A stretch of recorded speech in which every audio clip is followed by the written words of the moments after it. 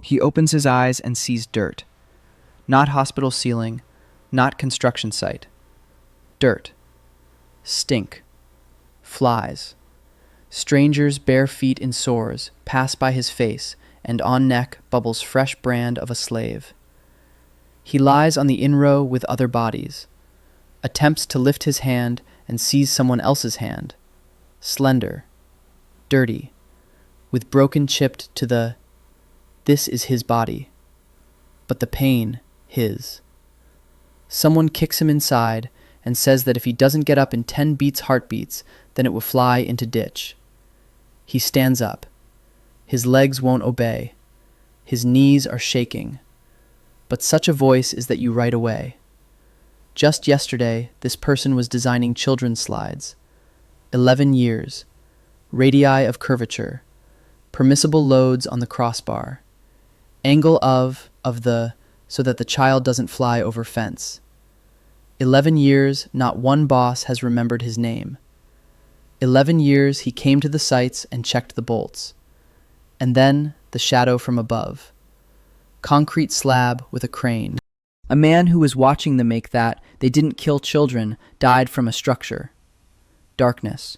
Silence. And he here. The fest of the beach of calm. 3 dozen slaves carry bags of grain. They clean boilers. Dig pits. They sleep on bare ground. They eat something what is left after the dogs. Sometimes, after the dogs, there is left. He finds out this in the very evening when he reaches his toward the cauldron and takes a ladle on the fingers. The slave by named Gunnar. That is this body. He catches the name from snippets conversations. Someone called out. Someone kicked and called out. Gunnar, slave of the wagon train. No one. Not even among the slaves, Gunnar, no one. Too skinny for hard work, too quiet to be noticed. The perfect cover to die in a week, and no one will notice. The first 3 days, he simply tried to understand where he is. The language is too German, but is German. The words are understandable, but why understandable is unclear. The body knows this language. The mind knows another, 2 sets of in one skull. From this gives my vision in my eyes. He quickly stops think about that how this possible. It's impossible. But he here. The stove killed him. Fact. He and someone body. That's a fact. Facts don't require explanations. They require a response. The army Kalma is camped by the Tiern. 9,000 people, if count generously. 2 slaves. Not soldiers. Labor. The rest, 7,000, are peasants with spears. Men in leather jackets with wooden shields. Spears on half. The other, pitchforks and axes. A dozen knights of full armor are riding at the head of the column. A dozen. Across the army. He doesn't know anything about wars of world, but he knows arithmetic. 12 knights against armies against whom hundreds by the hundreds. These is war. This funeral of funerals. On 4th day the moves on. It is at rear the ewe and drags on his a sack of barley. The sack weighs more than it itself. Gunnars are weak. Gunnars. Gunnar doesn't know the strain. He falls. He gets up. Falls again. The overseer beats with a stick on the ribs. Not with malice, but out of habit. Just kicka that has stopped. Anger is luxury for those who have the strength. Those who him has, their only one thought. Survive until evening. Then until morning. Then until the evening. A cycle. Like a project deadline. Only rate, not bonus, but life. On 5th day, he sees how the soldiers train. The peasants line up and jab their spears into straw-filled sacks. No formation, no rhythm. Everyone on their own. The sergeant yells, but he yells without any system. He just yells because that's what he's supposed to do. He watches from behind the cart and counts. Strike, swing, step, return. 4 seconds per cycle. The spear penetrates the sack by 3 fingers. It would pierce leather armor. chainmail with difficulty. It would never pierce a knight's plate armor. And right then, something clicks in his head. Not an epiphany. Not a flash of genius, a professional habit. When he designed the swing, he calculated the energy. A 30-kilogram child at a height of 1.5 meters is 45 kilograms force of potential energy. The swing must hold. The chain must hold. The attachment point must hold. A crossbow is a swing in reverse. You slowly build up energy in the bow's arm, with your hands or the drawstring, second by second, and then you release it, and all that energy goes into a single point, the tip of a bolt, half a centimeter in diameter. The contact area is negligible. The pressure is monstrous. The bolt pierces the armor. The bolt costs 2 pennies. A knight costs 10,000 coins. 2 pennies kill 10,000 coins. A peasant trained for 2 days kills a knight who has trained for 10 years. Mathematics. Simple. Ruthless. He doesn't know how a crossbow works in detail. He's never held one in his hands. But he knows how a lever works. He knows how a spring works. He knows the permissible loads on wood and steel. For 11 years, he calculated structures that must not break. A crossbow is a structure that must break. Once. In the right direction, with maximum force. In the evening, he digs a waste pit. The shovel is blunt. The ground is hard. Gunnar's hands are covered in bloody calluses. A slave named Tim is digging nearby. An old man of about 50 with empty eyes. Tim says they're heading for the Grey Hills. There will be a battle there. Veldar's army is advancing from the north. They have 40 knights. 40 against 12. Tim lists Calm's losses as if counting coins in an empty purse. Last year they lost and gave up the province of Harnmark. The year before that, they gave up the Tyrn fields. Every year less. Every year worse. In 2 years, there will be nowhere left to retreat. He listens and digs. His hands work while his head calculates. 40 knights in armor. The speed of a mounted charge. The impact mass. The depth of the ditch that will stop a horse. The angle of the stake's edge that will pierce a hoof. The length of the lever for drawing the bowstring. He doesn't think about heroism. He doesn't think about justice. He thinks about physics, about levers, about counterweights, about permissible loads. For 11 years, he made the world safer for children. Now he will make the world more dangerous for knights. On the 6th day, he finds Dorn. Or rather, Dorn finds him. An old sergeant, 45 years old, with a face like a map of all the battles he's lost. Scars upon scars. His left ear is half severed. 3 fingers on his left hand. Dorn kicks him for dragging the water barrel too slowly.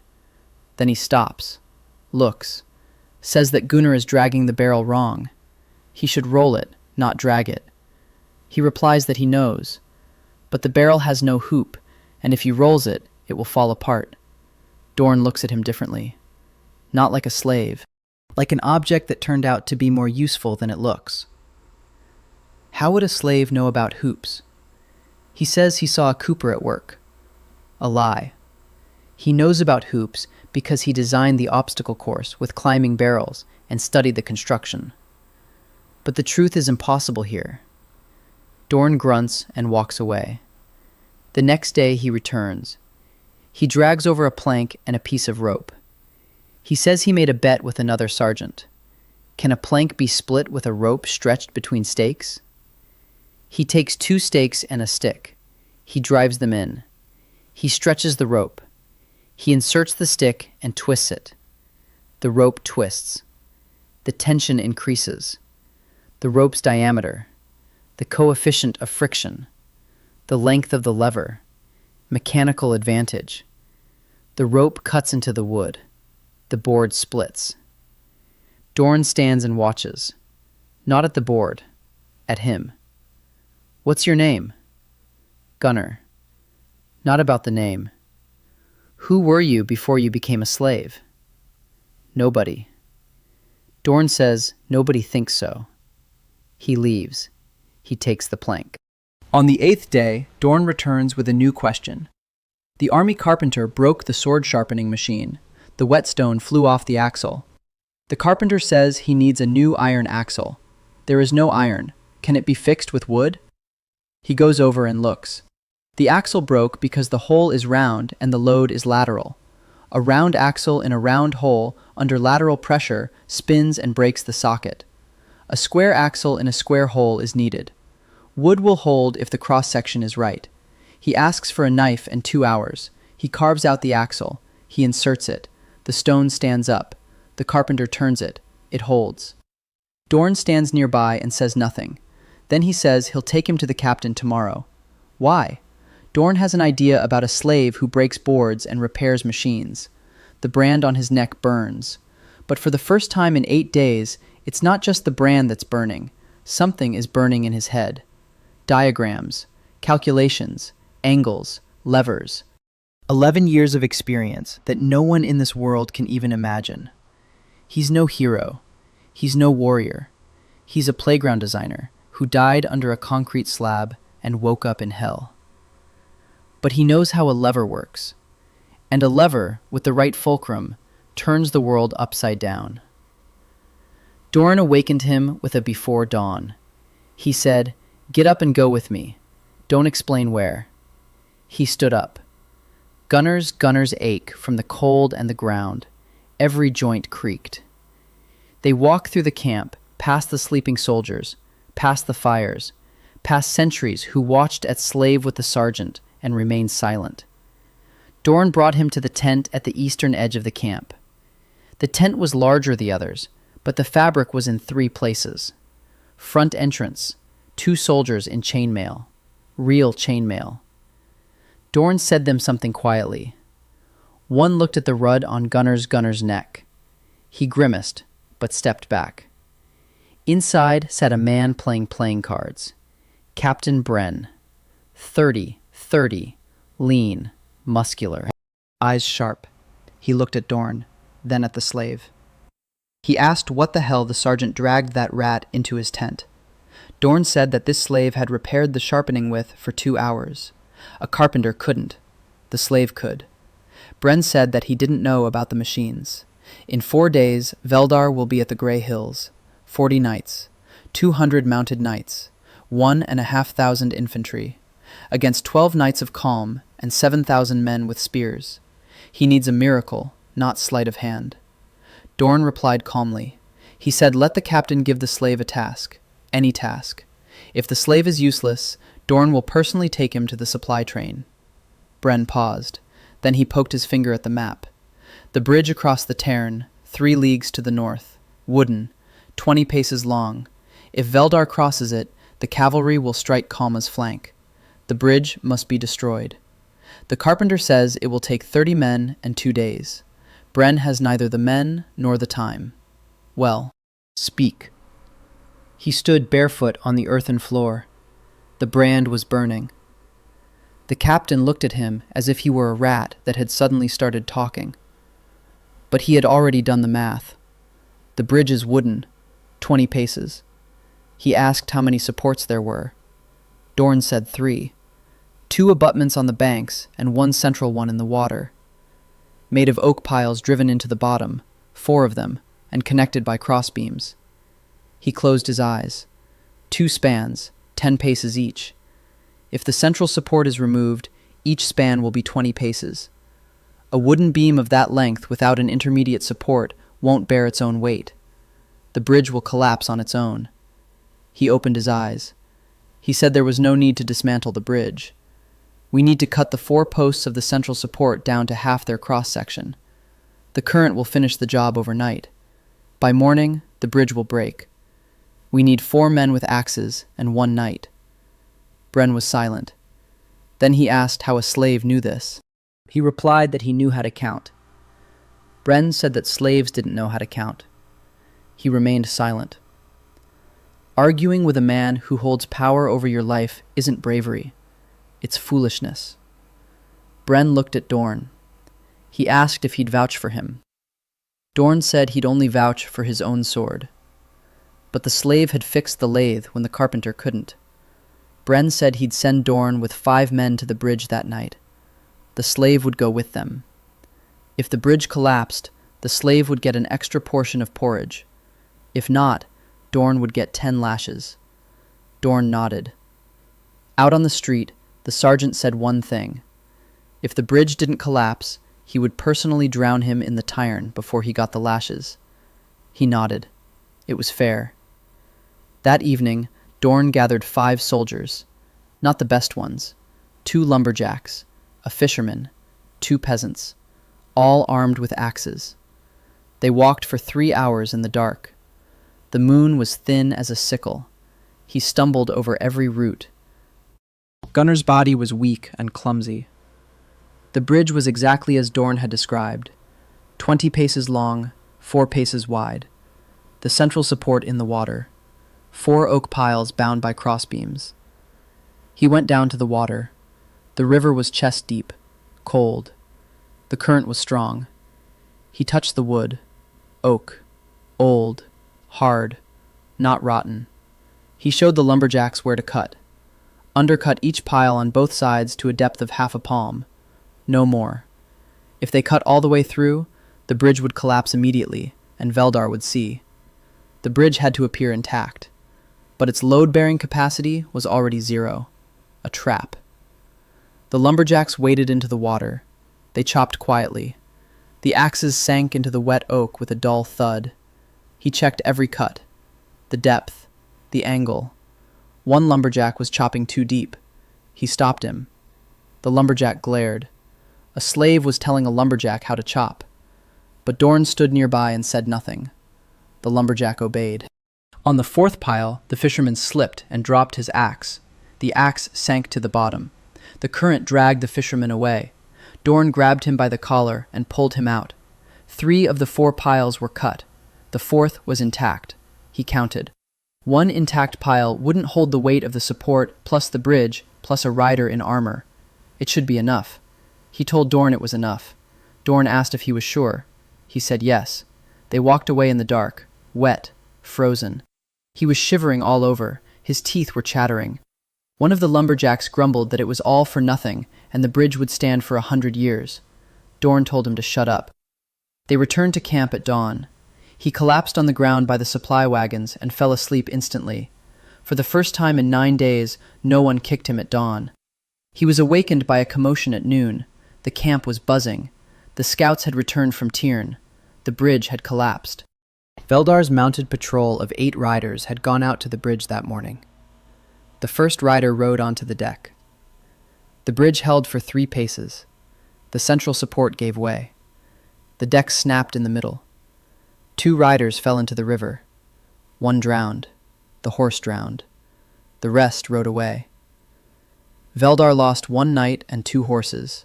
A trifle. But the flanking route through Tyne is closed. The cavalry will only go along the main road. Only head on. Only through the grey hills. That evening, Bren summoned Dorn. Dorn brought him in. Bren looked at the slave for a long time. He said the slave would receive a double portion of porridge, and that he wanted to speak with him again tomorrow. Not about bridges, about something else. Out on the street, Dorn stopped. He looked at the brand, then at his face. He said the slave had saved him 10 lashes. He replied that the slave had saved his own life, because Dorn had promised to drown him in the Tyne. Dorn didn't smile, but the left corner of his mouth twitched. He stood alone in the evening camp with a bowl of porridge, a double portion. For the first time in 9 days, his stomach didn't ache from hunger. The bridge had collapsed. The calculations had worked. Physics hadn't failed him. A lever is a lever. A load is a load. A breaking point is a breaking point. Tomorrow, Bren would want to talk about something else. He already knew what. Not bridges. Crossbows. Bren called him at Adon this time without Dorn. Only the captain and slave in the tent over the map. Bren said that in 3 days Veldar will hit at the hills. The flank is covered. The bridge lies in river. But that nothing does change. 40 knights in the forehead is 40 knights in the forehead. 12 Kalmyk against 40 from Veldar. The arithmetic is simple. Then Bren fell silent and looked at him. He said, "Speak." He understood that this wasn't a question, it's an order. The captain is waiting from the slave something what he can give any single of his officers. Another view. He began to speak. He said that the problem wasn't in the number of knights. The problem is that calm is according the rules that are for those who have knights. Armored cavalry attacks the infantry. This an axiom. But axioms work only as long as no one checking. Bren asked what he suggests. He said one word, crossbows. Bren frowned. He said that crossbows are available, 20 of them in the army. Hunting rifles. They hit at 50 steps. Plates are breakthrough. Toys. He nodded. He said that hunting crossbows aren't good.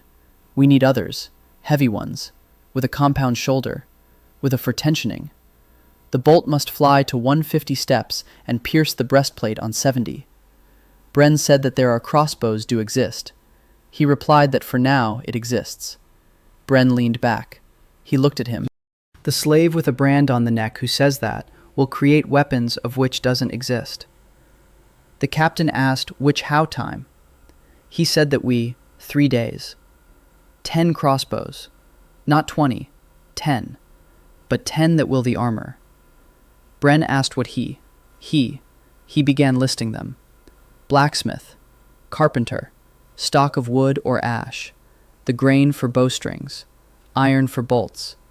Gate can be made from rope and 2 sticks. Bren listened. Then he said that blacksmith won, and he is busy. Carpenter, that is one could fix the machine. You would. There is, but it's damp. Vein can take from the butcher.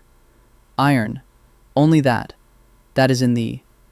He said that this was enough. Bren said that the slave will access to the workshop. Dorn will keep an eye on things.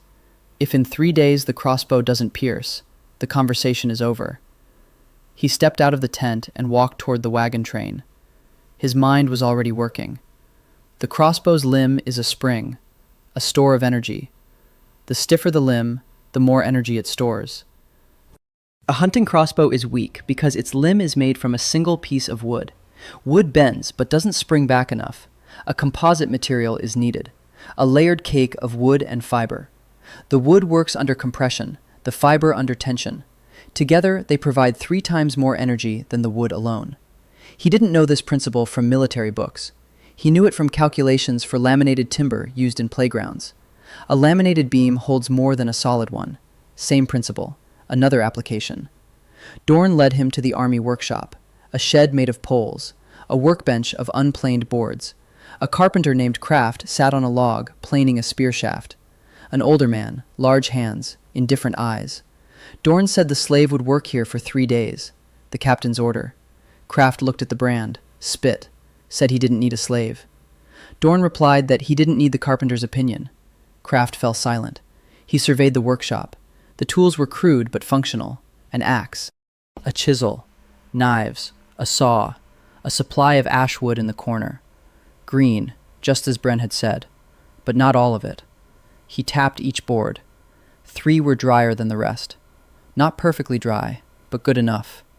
He started at the shoulder, took an ash plank as long as his forearm, split it into 4 strips, planed each one down to the thickness of a finger. Then he went to the butcher's. He asked for tendons. The butcher looked at the brand and sent him away. He returned with Dorn. Dorn didn't say a word to the butcher. He just stood there. The butcher handed over the tendons. He soaked the tendons and unbraided them into fibers. Each fiber was thin and elastic. Then he began to glue. A layer of wood, a layer of sinew, a layer of wood, a layer of sinew. 4 layers. Glue made from boiled hooves. He bound it with twine and left it to dry by the fire. While the shoulder was drying, he worked on the socket. The socket is the guide for the bolt. Here, precision is more important than strength. The bolt must sit level. The groove must be smooth. Any deviation and the bolt will veer off course. He carved the seat from a straight-grained piece of ash. He planed for 2 hours. Checked it with his finger. Planed some more. Kraft watched in silence. At first with disdain. Then with interest. By evening on the first day, The carpenter approached and asked why 4 layers. He explained, "Wood works under compression, the grain under tension. Together, they provide more energy, like 2 horses in a single team pulling more than 2 horses separately." Kraft nodded, not because he understood the physics, because he understood the analogy. On the second day, the bow arm had dried out. He removed the wrapping. He bent it. The bow arm sprang back, stiff, resilient. He strung it with a bowstring made of twisted sinew. The bow arm arched and held its shape. He inserted the bow arm into the stock, secured it with an iron clamp. The clamp was forged by a blacksmith named Hald, a sullen man with scorched hands. Hald asked no questions. Dorn said, "Do it." Hald did it. He assembled the pulley from a rope and a stick. Primitive. 2 hooks catch the bowstring. The stick is inserted into a loop in the rope. You turn the stick. The rope winds up. It pulls the bowstring back, slowly, centimeter by centimeter. But the force is immense. The mechanical advantage of the winch is 20 times greater than that of bare hands. This means that a peasant with hands like Gunnar's can pull a bowstring that even a knight couldn't pull with his bare hands. He made the bolts from straight ash rods with iron tips. The tips are simple, 4-sided, without serrations, sharpened like an awl. The tip's surface area is minimal. The pressure is maximum. He knew this not from military affairs. He knew it from calculating the load on the ground. A pole with a sharp end goes deeper into the ground than one with a blunt end. Same force, smaller surface area, greater pressure. The bolt works the same way. By the evening of the second day, the crossbow was assembled. Rough, ugly. The stock was full of splinters. The arm was wrapped in sinew. A trigger made of a stick and a rope. But it worked. He pulled the string back with the trigger, loaded the bolt, aimed at an oak plank at the edge of the workshop, pulled the trigger. A click, a thud. The bolt sank 3 fingers deep into the plank. Oak. 3 fingers. He walked over and looked. He tried to pull it out. The bolt was stuck fast. Kraft walked over. He looked. He said nothing. Then he said that from 20 paces it would pierce chainmail. He replied that from 50 paces it would pierce plate armor. Kraft looked at him. He didn't believe him, but he said nothing. On the morning of the 3rd day, he asked Dorn to fetch a plate breastplate. Dorn brought an old, crumpled breastplate from the armory. They placed it on a stake in the field behind the camp. 50 paces. He drew the bowstring. He knocked the bolt. Gunnar's hands were shaking. Not from weakness, from the fact that everything would be decided now. If the bolt didn't pierce the armor, he would remain a slave in the supply train. Sacks, cauldrons, pits, for the rest of Gunnar's life. He took aim, exhaled, pulled the trigger. The bolt struck the breastplate with a short, dry sound. He stepped forward. Dorn stepped forward. Kraft approached. Hald approached. The bolt had pierced the armor. The tip protruded 2 fingers' width from the inside. Dorn touched the hole in the metal. Then he looked at the crossbow in the slave's hands. Then at the slave. He said that in the evening they would go to the captain. He stood in the field with the crossbow in his hands. 2 copper coins for the bolt. 10,000 coins for a knight. The math worked out. The brand on his neck burned. But in his hands he held something worth more than 40 of Veldar's knights. Bren looked at the hole in his vest. I touched the edge with my finger. The metal bent inward like a flower. A bolt lay on table next to it. The 4-sided tip without a single notches. Clean, neat. The captain raised the crossbow. He twirled in his hands. The stock in splinters. The shoulder wrapped veins. The collar made sticks and rope. A thing. Ugly. But hole in the bib was prettier any sword. Bren asked how of these could be made for tomorrow morning. He replied that not. Midder, each crossbow is 2 days of work. The shoulder should dry. The glue must set. Bren said that tomorrow Veldar will stay at the hills. 1 crossbow against 40 knights is nothing. He nodded. He said that he knew. But the crossbow is not it. Bren raised his eyes. He said that the crossbow kills for one shot. One crossbow fires one shot in 2 minutes. That too slow. We need something. We need position that will make 40 knights useless. Bren asked what position. He asked a map. Bren turned it over. Gray hills. 2 hills on either the road. Between them, a valley of 100 steps. The road ran through lowlands. The hill is gentle. The left is steep. He looked at map and saw no hills. He saw a playground. The slide on the left, the slide on the right. Between them is a sandbox. The children are running down the slide down. They pick up speed. They crash into the barrier. The barrier must hold up. It must stop. It must extinguish the energy. He turned the task. The knights are running from a running start toward the valley. They need speed to impact. Speed is energy. You need to take from them this energy before that as they strike. He told too that we need dig the low-lying area, a ditch, a trench up to knee, not deeper. Deep ditch can be seen from a distance, and the cavalry will go around it. A shallow ditch is hidden in the grass. A horse flies in at full gallop and breaks a leg. The rider is thrown over the horse's head. The armor that protects against swords becomes a trap on the ground. A knight in full armor falls from his horse and cannot get up without help. For 20 seconds he lies there like an upside-down beetle. 20 seconds is an eternity. Bren listened. His face remained unchanged. Then he asked what else. He said that stakes were needed behind the ditch, sharpened ones, driven into the ground at an angle to the attacking cavalry. The horses that jump over the moat will run into the stakes. Those that stop before the moat will become targets. For what? Bren asked. For the crossbow, he said. One. His. Bren shook his head. 1 crossbow, 1 archer, a branded slave, against 40 knights. He said that a single crossbow wouldn't decide the battle. The ditch and the stakes would decide the battle. The crossbow would decide morale. Bren didn't understand. He explained. A knight isn't afraid of infantry. A knight isn't afraid of a spear. A knight is afraid only of another knight. That is the rule of this world. But when a knight sees a bolt pierce his comrade's armor from a distance where a sword is useless, when he realizes that death comes from nowhere and he can neither strike back nor shield himself, then the rule will break. Not the armor, the rule. Bren was silent for a long time. Then he asked how many men were needed for the ditches and stakes.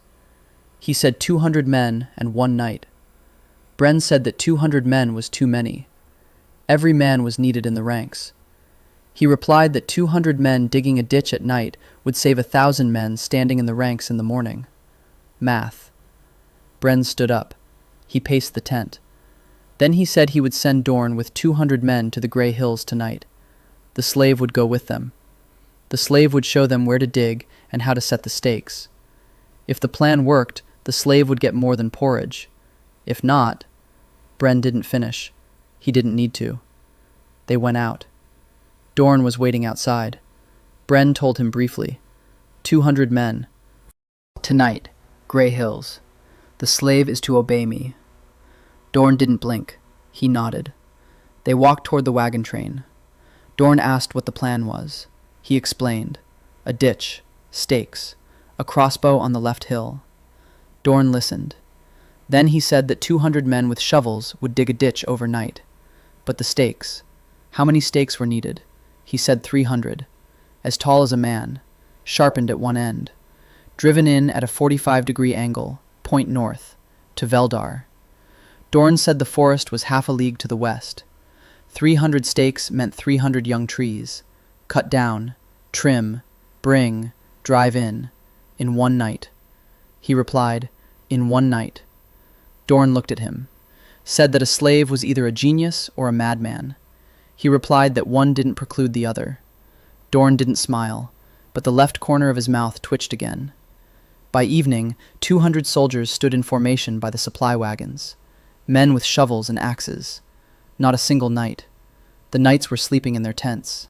They were going into battle tomorrow, a noble battle, on horseback, with lances by the rules.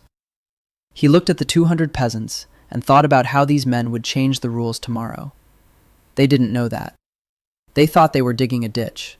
They didn't understand that they were digging a grave for chivalry as a military concept. They had walked toward the gray hills for 4 hours. They arrived in the dark. He stood in the hollow between the hills and began to mark out the lines. Sticks in the ground every 10 paces. The line of the ditch. 100 paces from edge to edge.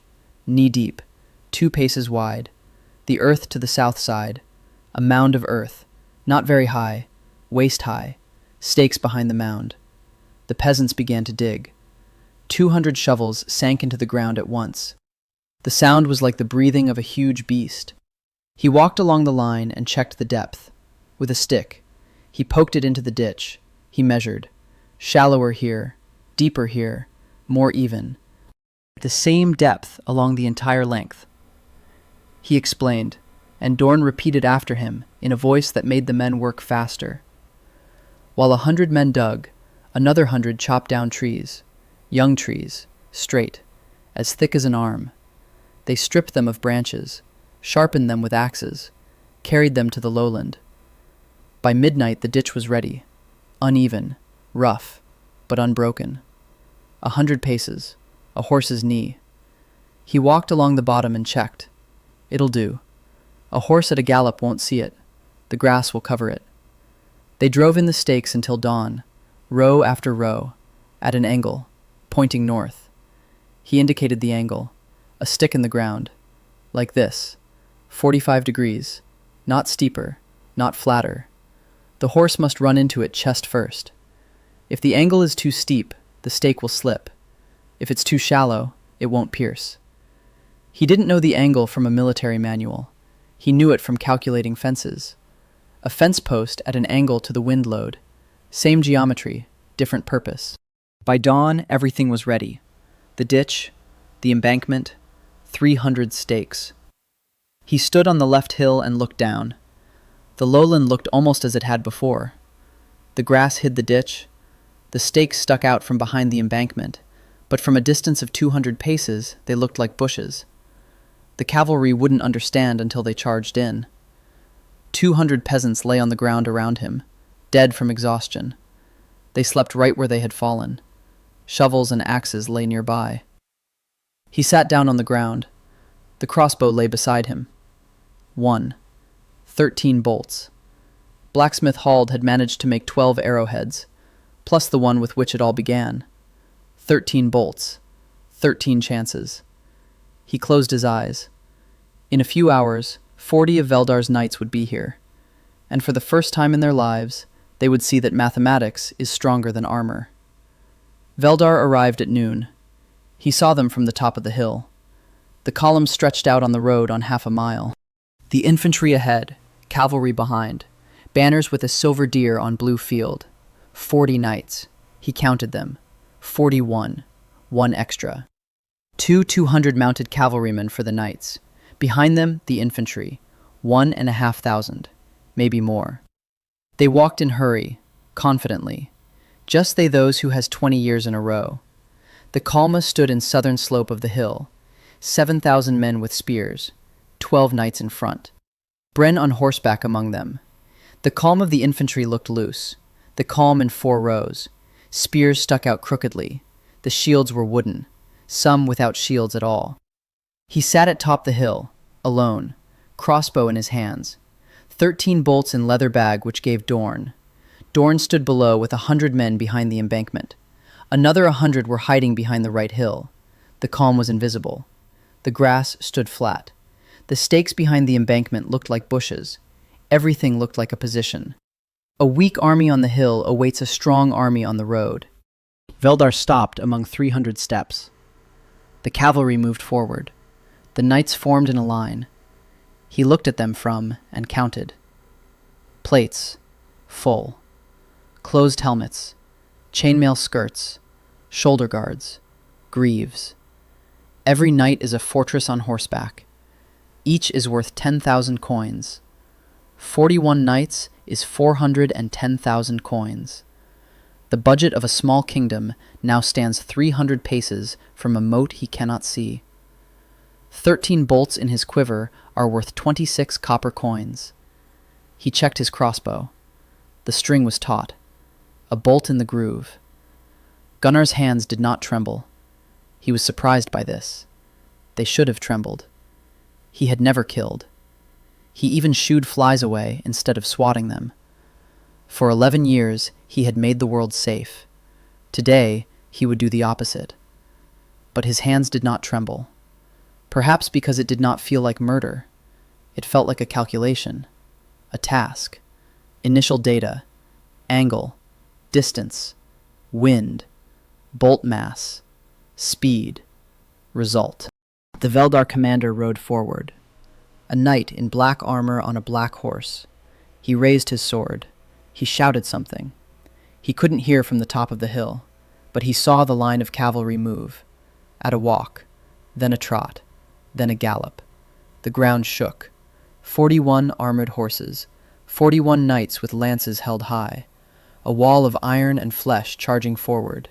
He'd seen this in movies. In movies, it's beautiful. Here, it was terrifying. The sound of hooves was like thunder.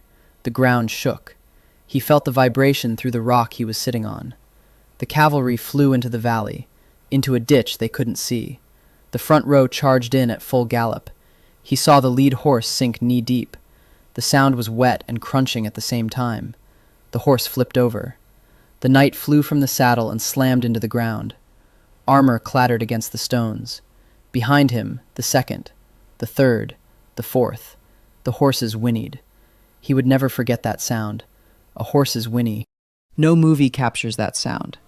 High-pitched, thin, like a child's cry. The ditch was doing its job. The first 10 knights lay on the ground. Horses thrashed in the mud. One tried to stand on a broken leg and fell again. Knights in full armor writhed like beetles. They tried to get up. They couldn't. The armor that had protected them from swords now pinned them to the ground. The rear ranks saw the ditch too late. Some managed to stop. Some crashed into the fallen. The cavalry formation crumpled in seconds. 41 killing machines turned into a heap of iron and flesh in the mud. Those who stopped before the ditch saw the stakes. The horses shuddered. They turned around. 2 didn't make it. The horses rammed their chests into the sharpened trunks. One wheezed and collapsed. The second reared up and threw its rider straight onto the stakes. He saw it from the hill, clearly, like a diagram. The ditch took the first blow. The stakes took the second. Veldar's cavalry lost its formation and speed. Now it was his turn. He raised his crossbow, took aim. The knight in blue armor was trying to turn his horse around at the ditch. He was standing sideways, 70 paces. He exhaled, pulled the trigger. The bolt struck the knight in the side, just below the armpit, where the armor is fastened with straps. The knight flinched, leaned forward. He slowly slid off his horse. He felt nothing. Then he felt everything at once. Nausea, cold, heat. Gunnar's hands trembled. Finally, they trembled. He had killed a man. Not a structure, not a calculation. A man. Who had eaten breakfast that morning. Who might have a wife, children, dog. A name someone remembers. He reloaded the crossbow and his hands were shaking. The bolt, turn. The string back, the bolt into the groove. 2 minutes, an eternity. The second shot. The knight by the stakes tried to pull his comrade off the ground. He stood motionless, 80 paces. The bolt struck him in the back. The knight fell onto the one he was trying to lift. Third shot. Fourth. Fifth. Each time the gate. Each time 2 minutes. Each time the bolt found its mark. Not because he was a good shot. He wasn't a shot at all. But the knights stood motionless, stuck between the moat and the stakes, unable to attack, unable to retreat, unable to figure out where death was coming from. The fifth bolt hit the horse. The sixth went into the ground. The seventh hit the helmet and ricocheted. He was angry at himself. 3 bolts wasted, 6 left.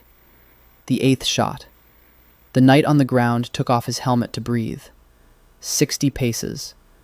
The bolt pierced his gorget. He turned away. Dorn below rallied 200 men with spears. They climbed over the embankment and advanced on the fallen knights. A knight on the ground without a horse is a target. A spear finds a gap in the armor. Or it doesn't, and 4 men simply pile on top of him and hold him down, while a 5th stabs him with a knife through the visor of his helmet. It wasn't a battle. It was a slaughter. He fired 4 more shots. 1 miss, 3 hits, 12 bolts, 1 left. He didn't shoot. He saved it, just in case. Veldar retreated. The cavalry rolled back. The infantry following behind stopped and backed away. They saw how 41 knights flew into the hollow and didn't return. 17 horses lay in the mud. 12 knights lay motionless. The rest were limping back or crawling. The blue stag on the banners drooped. Veldar was retreating. He sat on the hill and watched. The crossbow lay on his knees. Gunnar's hands were shaking. The brand was burning. Down below, 200 peasants stood among the dead knights and could not believe they had done this. Men with shovels and spears had just wiped out the cream of Veldar's knighthood. 2 copper coins per bolt. 10,000 coins per knight. The math had worked out. Veldar retreated but did not leave. He set up camp between 2 leagues to north. Bonfires were visible at night. Dozens fires in the darkness. And that lost the battle but did not lost the war. 12 knights are dead. 29 are alive. 29 knights is all more than 12 Kalmyks. Infantry Veldar did suffered any casualties. 1,500 people are in 2 leagues and are waiting. He realized that Veldar would return. Not today, not tomorrow, but he will return. The commander to black armor is alive. He saw how the retreated last. I turned his at the A and walked at a walk. He didn't run. He walked walking. That bad. That means not panic.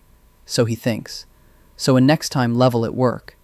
In the evening the battle, the Camp Kalma was buzzing. The men were from barrels that were found from where. They sang. They shouted. For the first time in 20 years, Kalm won a fight. For the first time, the knights of Veldar lay in the mud, and not the Kalmyk peasants. He sat by the cart and didn't saw. Gunnar's still shaking.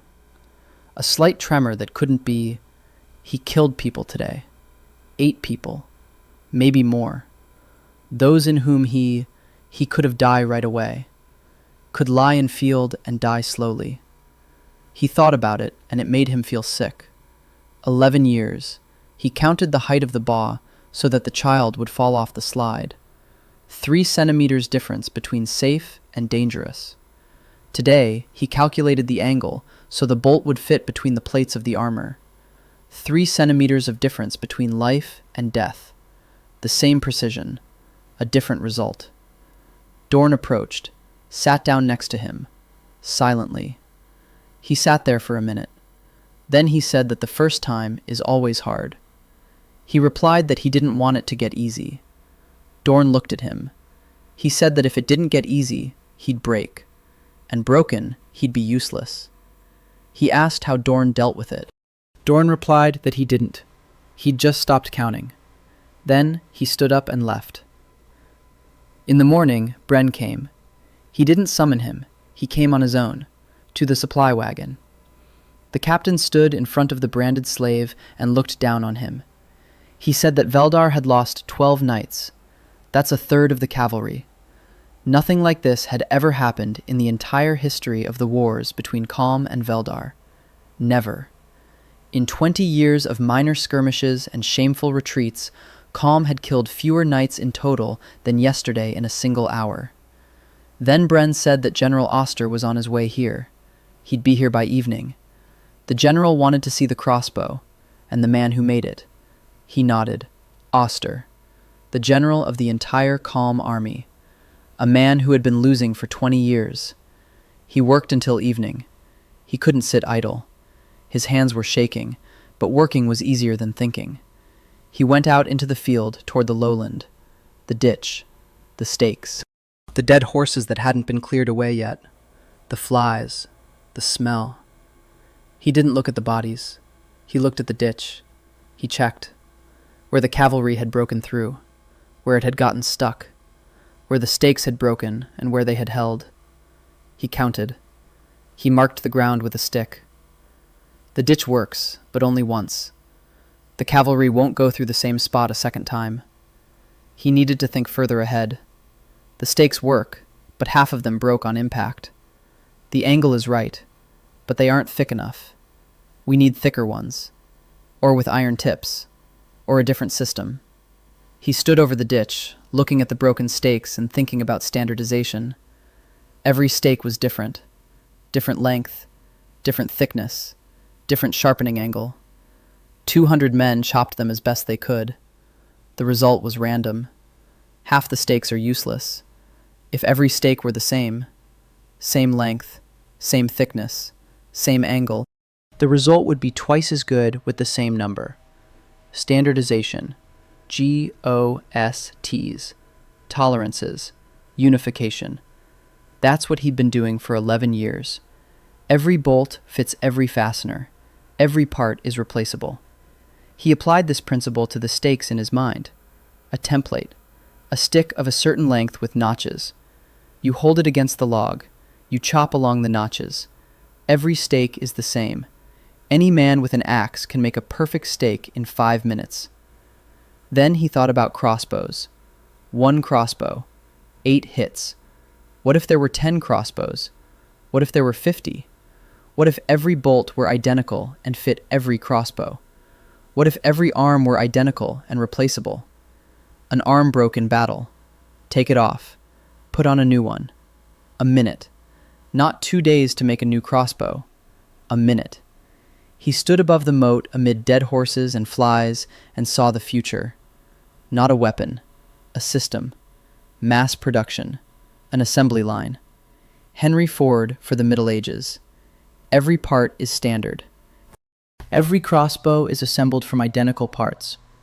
Every soldier is trained according to the same plan. Load, aim, fire. 2 days of training, not 10 years. In the evening, Oster arrived, general of the Kalma army. He had expected to see an old man. Oster was not an old man. About 50. Tall, upright, a stern face, tired eyes. Not tired from the journey, tired from 20 years of defeats. He arrived with a dozen horsemen and dismounted at Bren's tent. Bren met him. They spoke inside. Then Bren came out and nodded to Dorn. Dorn brought him in. The branded slave entered the general's tent. Oster sat at the table. Before him lay a pierced breastplate, a crossbow, 3 bolts. The general looked at the slave and said nothing, for a long time. Then he said that Bren had reported.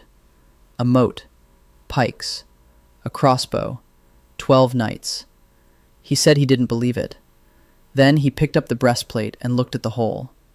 He said he believed it, but didn't want to. He stood and waited. Oster asked how many such crossbows he could make. He replied that 1 crossbow took 2 days of work. 10 crossbows took 20 days. But if given 10 carpenters and a blacksmith, along with templates for each part, then 10 crossbows would take 5 days. With 20 carpenters, it would take 5 days to make 20 crossbows. Oster asked what templates were. He explained. A wooden mold, a sample. Each carpenter cuts according to the sample. Every stock is the same. Every stock is the same. Every bolt is the same. A bolt from 1 crossbow fits another. A stock from one fits another. A part breaks. You replace it. You don't repair the crossbow. You replace the part. Oster listened. His face didn't change. Then he took a heavy iron token on a chain from around his neck. He placed it on the table. He said that this token gave him the right to issue orders in the general's name. To any officer, to any soldier, to any blacksmith and carpenter in Kalma's army. Then he picked up the token and placed it around the slave's neck. The token rested on his chest, heavy, cold. The general's token around his neck, a slave's brand on his neck, at the same time. Oster said one word, goodbye. He understood. The brand remains. Freedom later, if there is a later. He walked out of the tent, the token on his chest, the brand on his neck. Dorn stood outside. He looked at the token, then at the brand, then at his face. He said nothing. On the next morning, he began build workshop. Not a shed made poles by a cart, a real workshop. Oster gave him 20 men, 10 carpenters, 5 blacksmiths, 5 laborers. He asked more space. A level plot at the southern slope of the hill, dry, sheltered from the wind, 20 steps in length and 10 in width. Bren set aside the spot. The soldiers cleared the area in half a day. He began with templates. That was the main thing. Not crossbows. Templates. He took his crossbow, took it apart. Every part placed on board and traced with a knife. The outline of the shoulder, outline stock, contour of the mechanism, dimensions of the bolt, length, thickness, tip of the tip. Then I cut from hardwood a cout for each piece. The carpenter takes a template. He applies to the workpiece, cuts along the outline, does not think, doesn't invent, repeats. Every detail is the same.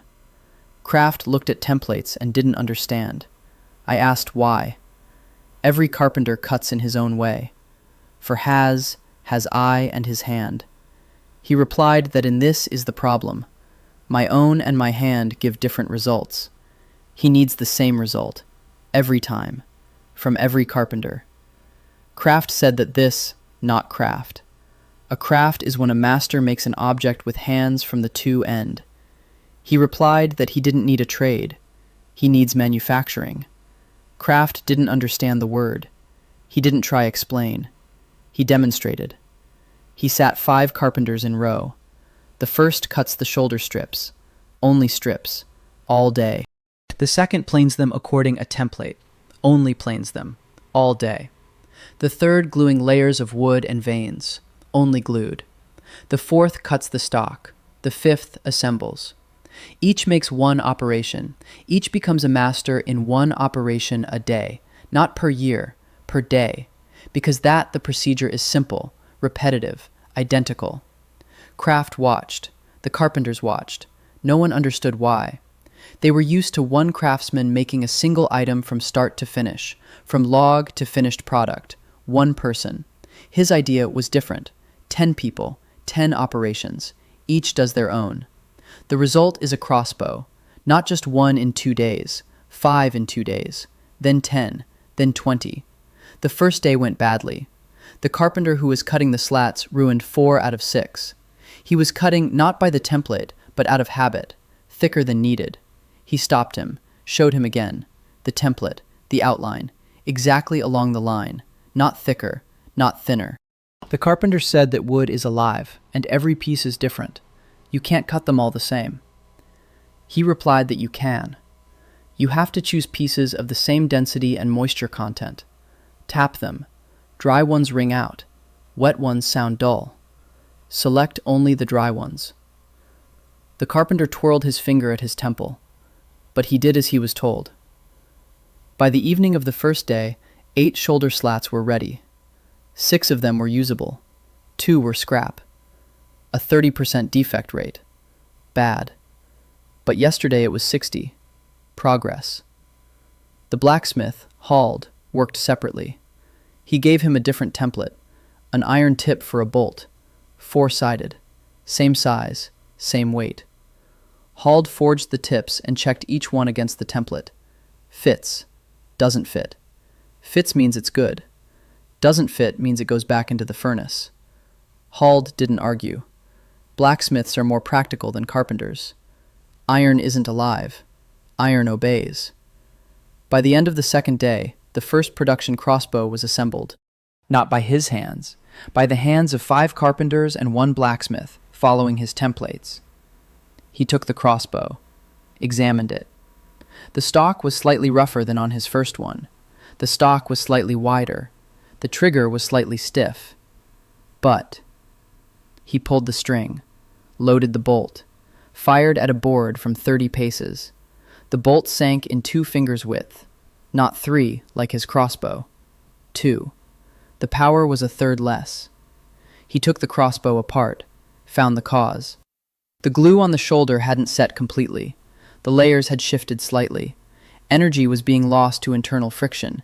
He needed more time for it to dry, or better glue, or a different way to secure it. He thought for 2 hours. Then he found a solution. Wrapping. Not just for looks, functional. Tightly wrapping strands of sinew around the shoulder presses the layers together. It compensates for the weak glue, adds rigidity. He wrapped the shoulder, pulled the trigger, fired. The bolt went in 3 fingers' width.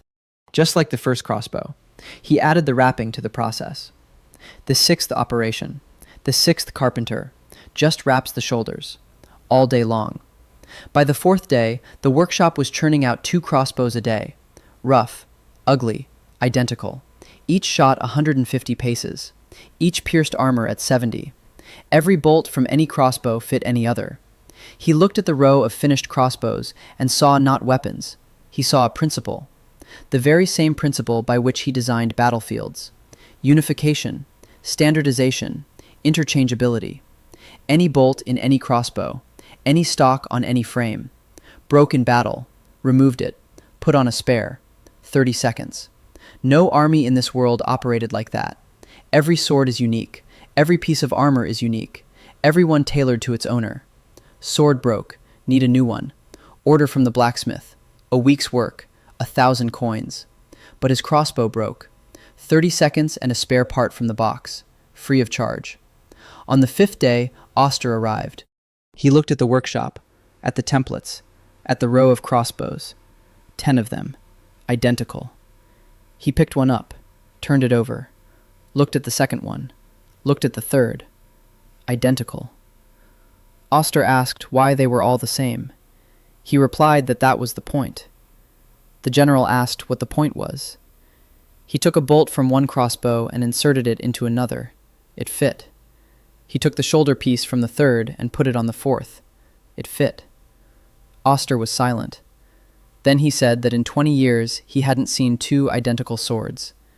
He replied that that was why Calm had been losing for 20 years. Oster looked at him, for a long time. Then he asked how many crossbows he could make in a month. He replied that if given 50 carpenters and 10 blacksmiths, he could make 60 crossbows. Oster asked what else was needed. He said archers were needed, 60 men, not knights, not soldiers, peasants, any peasants. He would train them in 5 days. Oster asked, 5 days? He replied, 5 days. Load, aim, shoot. 3 actions, 1 sequence. Repeat 100 times. By the 101st time, the body does it on its own. Oster nodded. He turned around. He left. Dorn stood nearby. He said that this was the 2nd time in his life the general had come to someone on his own. The first time was to the Duke. The 2nd time was to a slave. He replied that the Duke probably didn't appreciate it. Dorn said that the Duke had died 3 years ago and that the heir trusted him completely. He asked who the heir was. Dorn replied that it was a 16-year-old boy who was afraid of his own shadow. A duchy ruled by a child. An army commanded by a weary general. Weapons designed by a slave. He stood in the workshop amid templates and shavings. 10 crossbows in a row. Identical. 60 in a month. In 2 months, 120. 120 crossbows. 120 peasants trained in 5 days. 120 bolts in the air every 2 minutes. Each bolt for 2 copper coins. Each knight for 10,000 coins. Mathematics that will destroy the old world. Arrows have arrived on the 3rd day after Oster's Oster. 60 people. He stood in front of them and watched. Peasants. Thin, dirty, half barefoot. Some on appearance 16-16, some 40-40. Eyes are empty. They taken from the fields and told that now they soldiers. No one does asked if they. Dorn built them in a line. They stood crooked. The shoulder to shoulder didn't work because that's some broader than. He looked at them and thought about standardization. Crossbows are identical. The bolts are the same.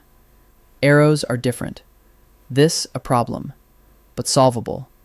He will not teach them shoot. He will teach them to perform a sequence of actions. 3 actions. Load, aim, shoot. He stepped in the formation. Oster's oster on chest, brand on the neck. 60 pairs' eyes stared at the token, then at the brand, then friend to each other. A slave will teach them. One of them said this out loud, a tall guy in 20 with a beard. He said that he be study from a slave. Dorn approached to him, not quickly, not slowly. He approached just a person to whom doesn't need to rush. Said that on neck, the badge, General Oster. Who does obey to the is not the general. Who does obey the general is a deserter. Deserters are hanged. The redhead fell silent. He began training. The first day, just loading, no shooting. Crossbows is ready, we're 12. There's 60 people. That means five people per crossbow. They work in shifts. 1 loads it, 4 watch. Then they switch. The gate, hooks to the bowstring, stick in the loop, twist it, slowly, smoothly. The bowstring back until the click, bolt into the groove, ready. He demonstrated it 10 times, slowly, each movement separately, then faster, then even faster. Then he handed it to the first peasant. A man in his 30s with a farmer's hands. Big, strong, clumsy. The man grabbed the trigger and yanked. The rope slipped off. The hook flew off the bowstring. The crossbow fell to the ground. He picked up the crossbow, checked it. It was intact. He demonstrated again, slowly. Don't jerk. Twist. Smoothly. The man tried again. The string slipped off again. He demonstrated a 3rd time, a 4th, a 5th. On the 6th try, the man pulled the bowstring back until it clicked. Crooked. Slowly. But he pulled it back. He nodded. Next. All day long. 60 men. Each tries 6 times. 360 attempts. By evening, 40 out of 60 could load the crossbow on the 3rd try. 20 couldn't do it at all. Out of the 20, he picked the 10 most hopeless and sent them back to Dorn. Said they wouldn't make good archers. Let them hold spears. Dorn took them back without question. 50 remained. Day 2. Loading plus aiming. Targets made of sacks of earth on stakes. 30 paces. He didn't ask them to hit the mark. He asked them to aim. He showed them how. Stock to the shoulder, eye along the sight groove. The muzzle point at the target. Not at the bag, at a spot on the target. 1 spot. Look only at that. Everything else doesn't exist. 50 peasants aimed at the bags. Half of them closed both eyes. He walked along the line and corrected them. Open your eye, the left one. Keep the right one closed. Not both, just one. Stock to the shoulder, not to the neck, to the shoulder. Lower, lower still. That's it. By evening on the 2nd day, he gave the order to fire. First volley, 30 paces, 50 bolts. Of the 50, 11 hit the target. The rest hit the ground, the sky, the stakes. 1 bolt went backward. He didn't understand how it was possible, but the peasant had managed to insert the bolt backward. He walked over to him, looked, silently turned the bolt around, inserted it correctly, pointed with his finger. Tip forward. Always. The peasant nodded, with the look of a man to whom a great secret had been revealed. 11 out of 50, 22%. Bad. But this was the first volley. He remembered how, on a construction site, a new worker messes up every other part on his first day. A week later, every 10th. A month later, not a single one. The body learns faster than the mind. Day 3. Nothing but shooting. Load, aim, fire, repeat. Load, aim, fire, repeat. Each shooter fired 20 rounds, 1,000 bolts a day. Hald and the blacksmiths couldn't keep up with forging the tips. He ordered the spent bolts to be collected after each round. The boys from the supply wagon ran across the field and gathered them up, just like on a construction site where laborers pick up fallen nails. By the evening of the third day, the hit rate had risen to 40%. 20 out of 50 hit the sack from 30 paces. Not the bullseye on the target, the whole sack. But the sack was the size of a human torso. That was enough. A knight on horseback is larger than the sack. The fourth day. Distance. 40 paces, then 50, then 70. At 70, 1 in 5 hit. At 50, 1 in 3. At 30, 1 in 2. He kept track, with a stick on a board, a table. Distance, hit percentage, reload time. Average time between shots, 2.5 minutes. Too long, he thought. 2.5 minutes per shot, 50 archers, 20 shots per minute. At 30 paces, half hit the target, 10 hits per minute, 10 knights per minute. If a knight is galloping, he covers 100 paces in 15 seconds. From 100 paces to 30 is 70 paces, 15 seconds. In 15 seconds, 50 archers will each fire 1 shot, 50 bolts, 25 hits. But that's only if every archer has a loaded crossbow at the start. 1 volley. Then the cavalry reaches the line and the crossbow is useless. 1 volley isn't enough. We need more. He thought about it all night. By morning, he found a solution. 2 rows. The first row shoots, the second row reloads. Fired. Passed the empty crossbow back. Received a loaded one from the front. Shoot again. The time between shots is not 2.5 minutes, but 30 seconds. Because the archer doesn't reload himself. He only shoots. The reloader only reloads. Division of labor. Like in a workshop, everyone performs one task. Day 5. He divided 50 men into 25 shooters and 25 reloaders. The reloaders didn't need accuracy, only speed. They cranked the lever all day. By evening, they were loading in 40 seconds. The shooters received a loaded crossbow. Aimed, fired. Passed it back. Received a new one. Aimed, fired. Rhythm, an assembly line. He stood in front of the line and counted. 25 shooters. 1 shot every 40 seconds. 37 shots per minute. At 30 paces, half hit. 18 hits per minute. 18 knights per minute. Veldar has 29 knights. A minute and a half and the knights are gone. Math. Dorn stood nearby and watched the line of archers. Then he said quietly. He said this wasn't war. He asked what was. Dorn replied that he didn't know, but war looks different. He replied that the war Com had been waging for 20 years looked different, and Com had been losing for 20 years. Dorn fell silent. Scouts returned at dawn. Veldar set out. He back. Forward. 29 knights, 200 mounted armored horsemen, 1,500 infantrymen, and a few things. Dorn said that Teveldar had reinforcements. From the kingdom of Tarm Kingdom, 80 knights, 3,000 infantry. Tarm did fought against Com directly. Tarm simply borrowed some knights from his neighbor. Just do you a plow. Nothing personal. It's just business.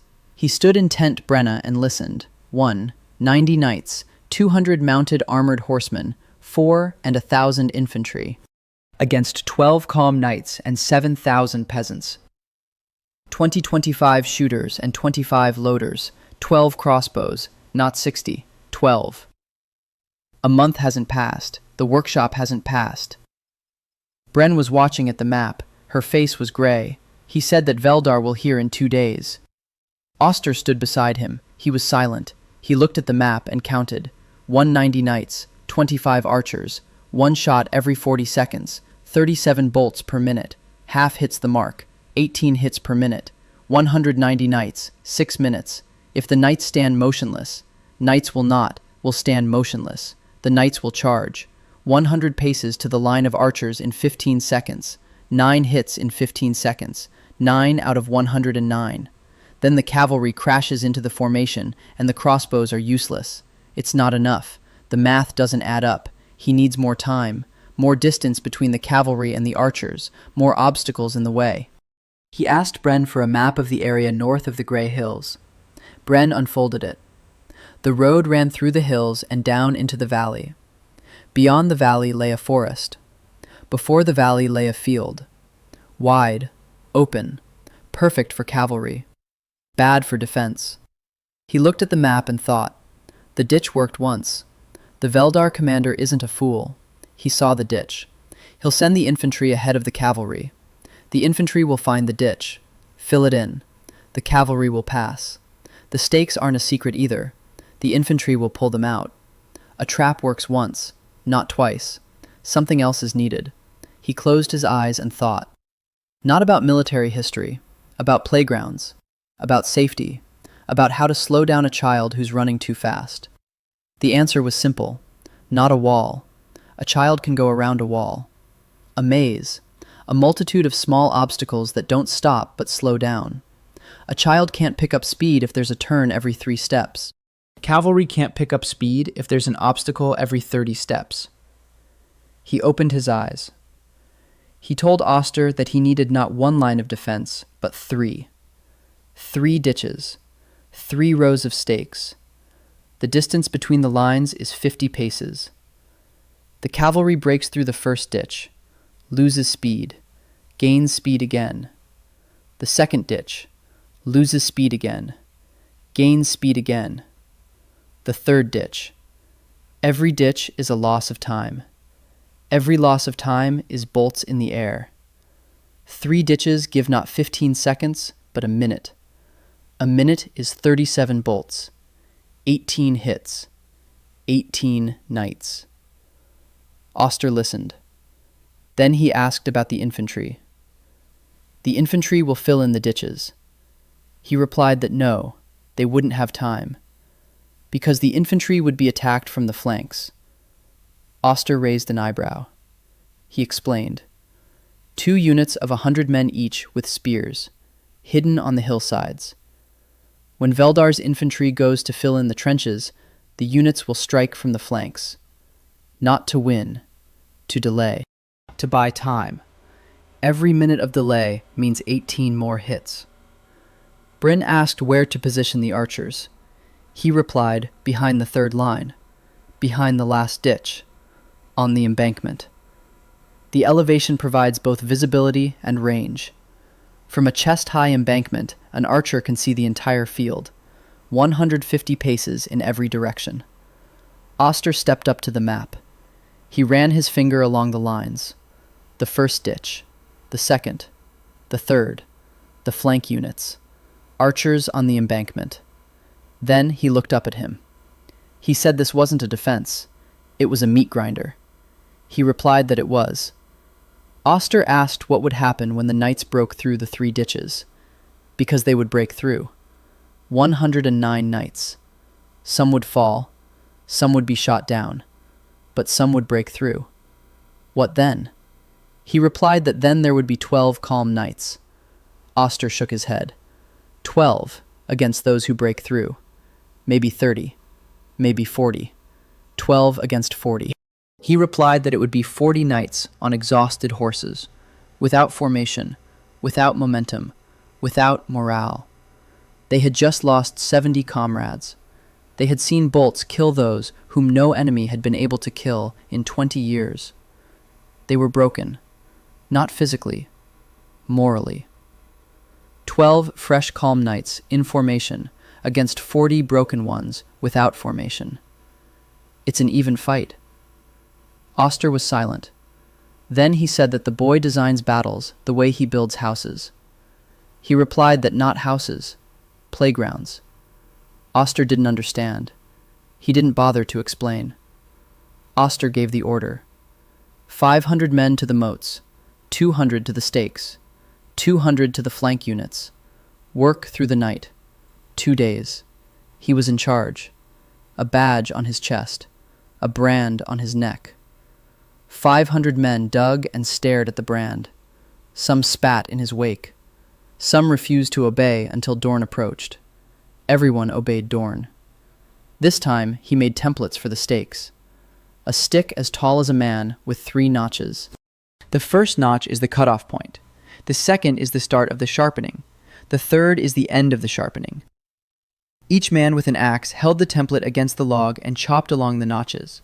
Identical stakes, 1 length, 1 angle, 1 result. 10% defect rate, not 30 like last time. The template works. He walked along the lines and checked. The first trench, knee-deep, 2 paces wide. The second trench, 50 paces away. The same. The third trench, another 50 paces on. Beyond the third trench, a breastwork, a position for archers. 200 paces from the first trench to the breastwork. 200 paces of hell for any cavalry. By the end of the second day, everything was ready. 3 lines of trenches, 900 stakes, the breastwork, flanking positions. 25 archers stood behind the embankment with 12 crossbows, 25 loaders behind them. He walked the entire position from start to finish, 200 paces, counting, checking, thinking. 109 knights. Would it be enough? He didn't know. Mathematics said it would be enough. But mathematics doesn't account for fear, doesn't account for mistakes, doesn't account for the fact that a peasant with a crossbow might freeze and fail to pull the trigger when a ton of iron and flesh is bearing down on him. He stood on the embankment and looked north. Tomorrow. The brand burned, the token pressed against his chest. They came at dawn. Fog lay in the valley, and cavalry of Veldar emerged from it like a wall.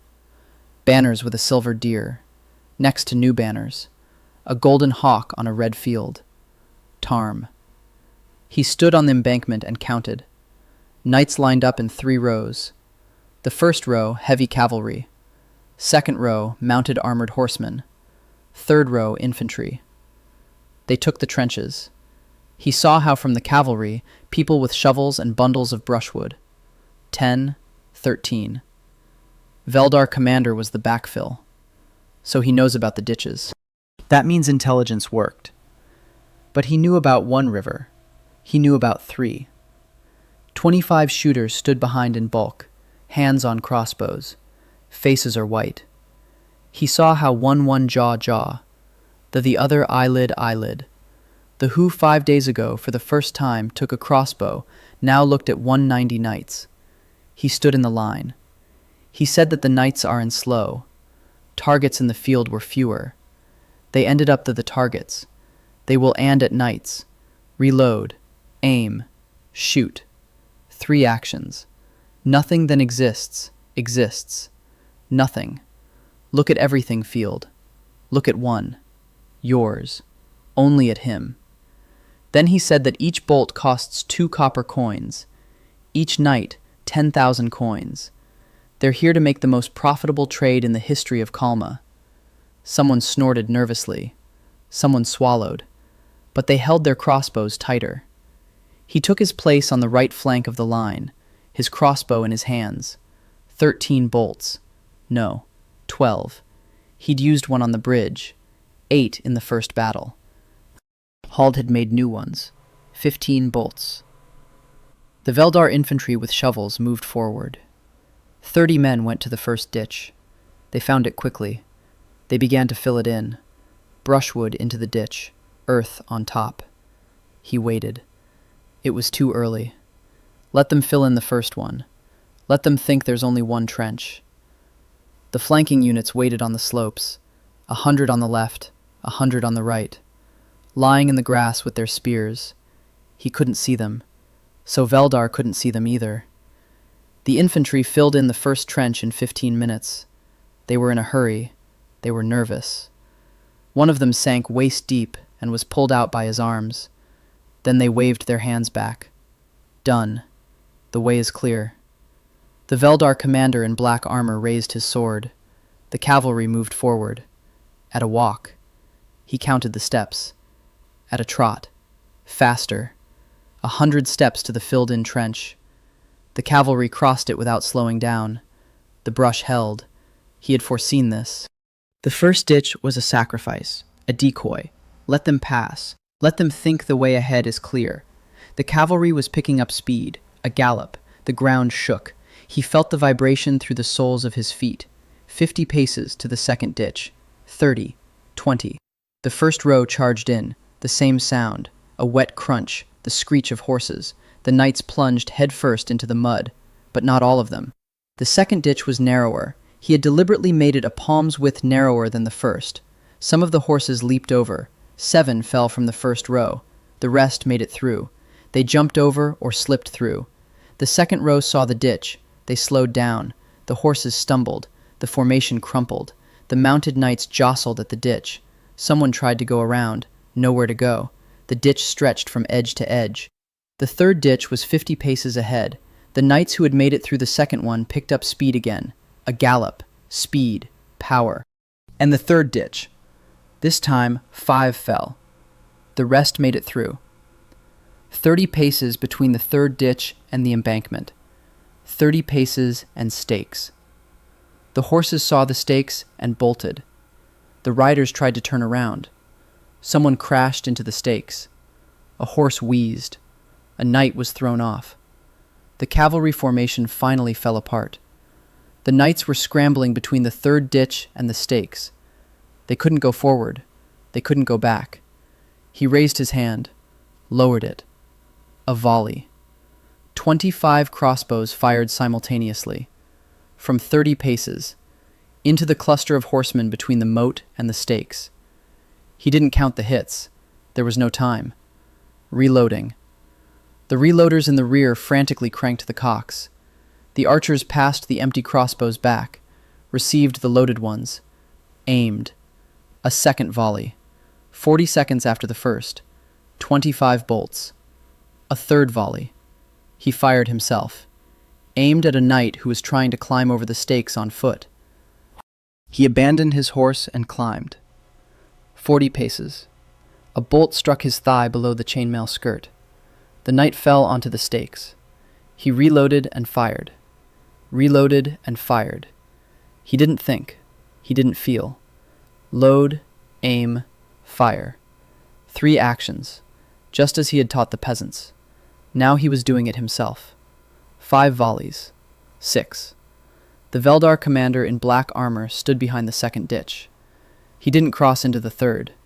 He watched as his knights died between the ditch and the stakes. Then he raised his hand and shouted a retreat. Those who could turned around. They galloped back. Across the second ditch. Across the first. Away. But not everyone got away. Part of the cavalry got stuck at the second ditch. The mounted knights were bunched together. The horses wouldn't obey. Panic. And then the flanking units struck. 100 on the left, 100 on the right. Men with spears burst out of the grass and crashed into the crowd of mounted knights. No formation. A crowd. The knights couldn't turn around, couldn't pick up speed. Horses pressed against one another, spears thrusting upward, into the horses' unprotected bellies. A horse falls, a knight beneath it, a spear through a gap in the armor. It wasn't a battle, it was a stampede. 12 calm knights struck last, when everything had already been decided. They crashed into the retreating Veldarites on fresh horses, in formation, at full speed, against exhausted, broken men who just wanted to get away. He watched from the embankment. His crossbow was lowered. 3 bolts remained. He didn't shoot at the retreating men. He couldn't. Physically, he could. Morally, he couldn't. They were running. That was enough. The battle ended an hour later. Veldar fled. Tarm fled. Bodies lay on the field between the 3 ditches. He didn't count them. He didn't want to. Dorn counted. 31 knights killed. 44 mounted squires. About 200 infantrymen who'd been caught in the flank attacks. Kalm lost 90 men killed. 30 from the flank units, 60 from the infantry. Not a single archer, not a single knight. He sat on the embankment, the crossbow on his knees. His hands didn't shake. He waited for them to shake. They didn't. It was worse than shaking. It meant that Dorn was right. It was getting easier. He didn't want it to get easier. but it did. Oster stood below among the dead horses. He looked out at the field. Then he raised his head and looked at him. On the embankment, with the crossbow, with the token, with the brand. The general who had been losing for 20 years looked at the slave who had won twice. Then Oster turned and walked back to the tent. He said nothing. There was nothing to say. After the battle, he did sleep for days. He from nightmares, from workshop never stop. 12 crossbows survived the battle without casualties. That's good, but 12 is not enough. Oster gave him another 30 carpenters and 5 blacksmiths. Now in the workshop there were 60 people. He reorganized the line. He done into 3 groups. The first cuts the workpieces. The second assembles the shoulders. The third assembles crossbows. Each group works in parallel, not sequentially. While the third group assembles crossbows from yesterday's parts, first cuts the workpiece for tomorrow. Conveyor, continuous flow, 6 crossbows a day. After a week, he will have 50, plus 12 old ones, 66 crossbows. But on third day after the battle, it happened something that he didn't expected. Kraft came in the morning and said that the ash is coming to an end. He stopped. Just it ends, Kraft explained. The supply ash in the wagon was calculated for repair the wagons and copies, not in production crossbows. 60 crossbows ate all ash tree. On the one went more of all. Each bed is a block of a hand and as thick as a fist. Single layer, no knots. From 10 pieces ash, only 3 are suitable. The rest are discarded. 70% to the waste pile. He stood in workshop and thought. 70% waste. That's a disaster. At construction with such percentage defects of wood fired in first day. But then, he chose the material. Here, what is. He needs to reduce waste, or find a different material, or change the design so it requires less wood. He chose the third option. The stock doesn't have to be made from a single piece.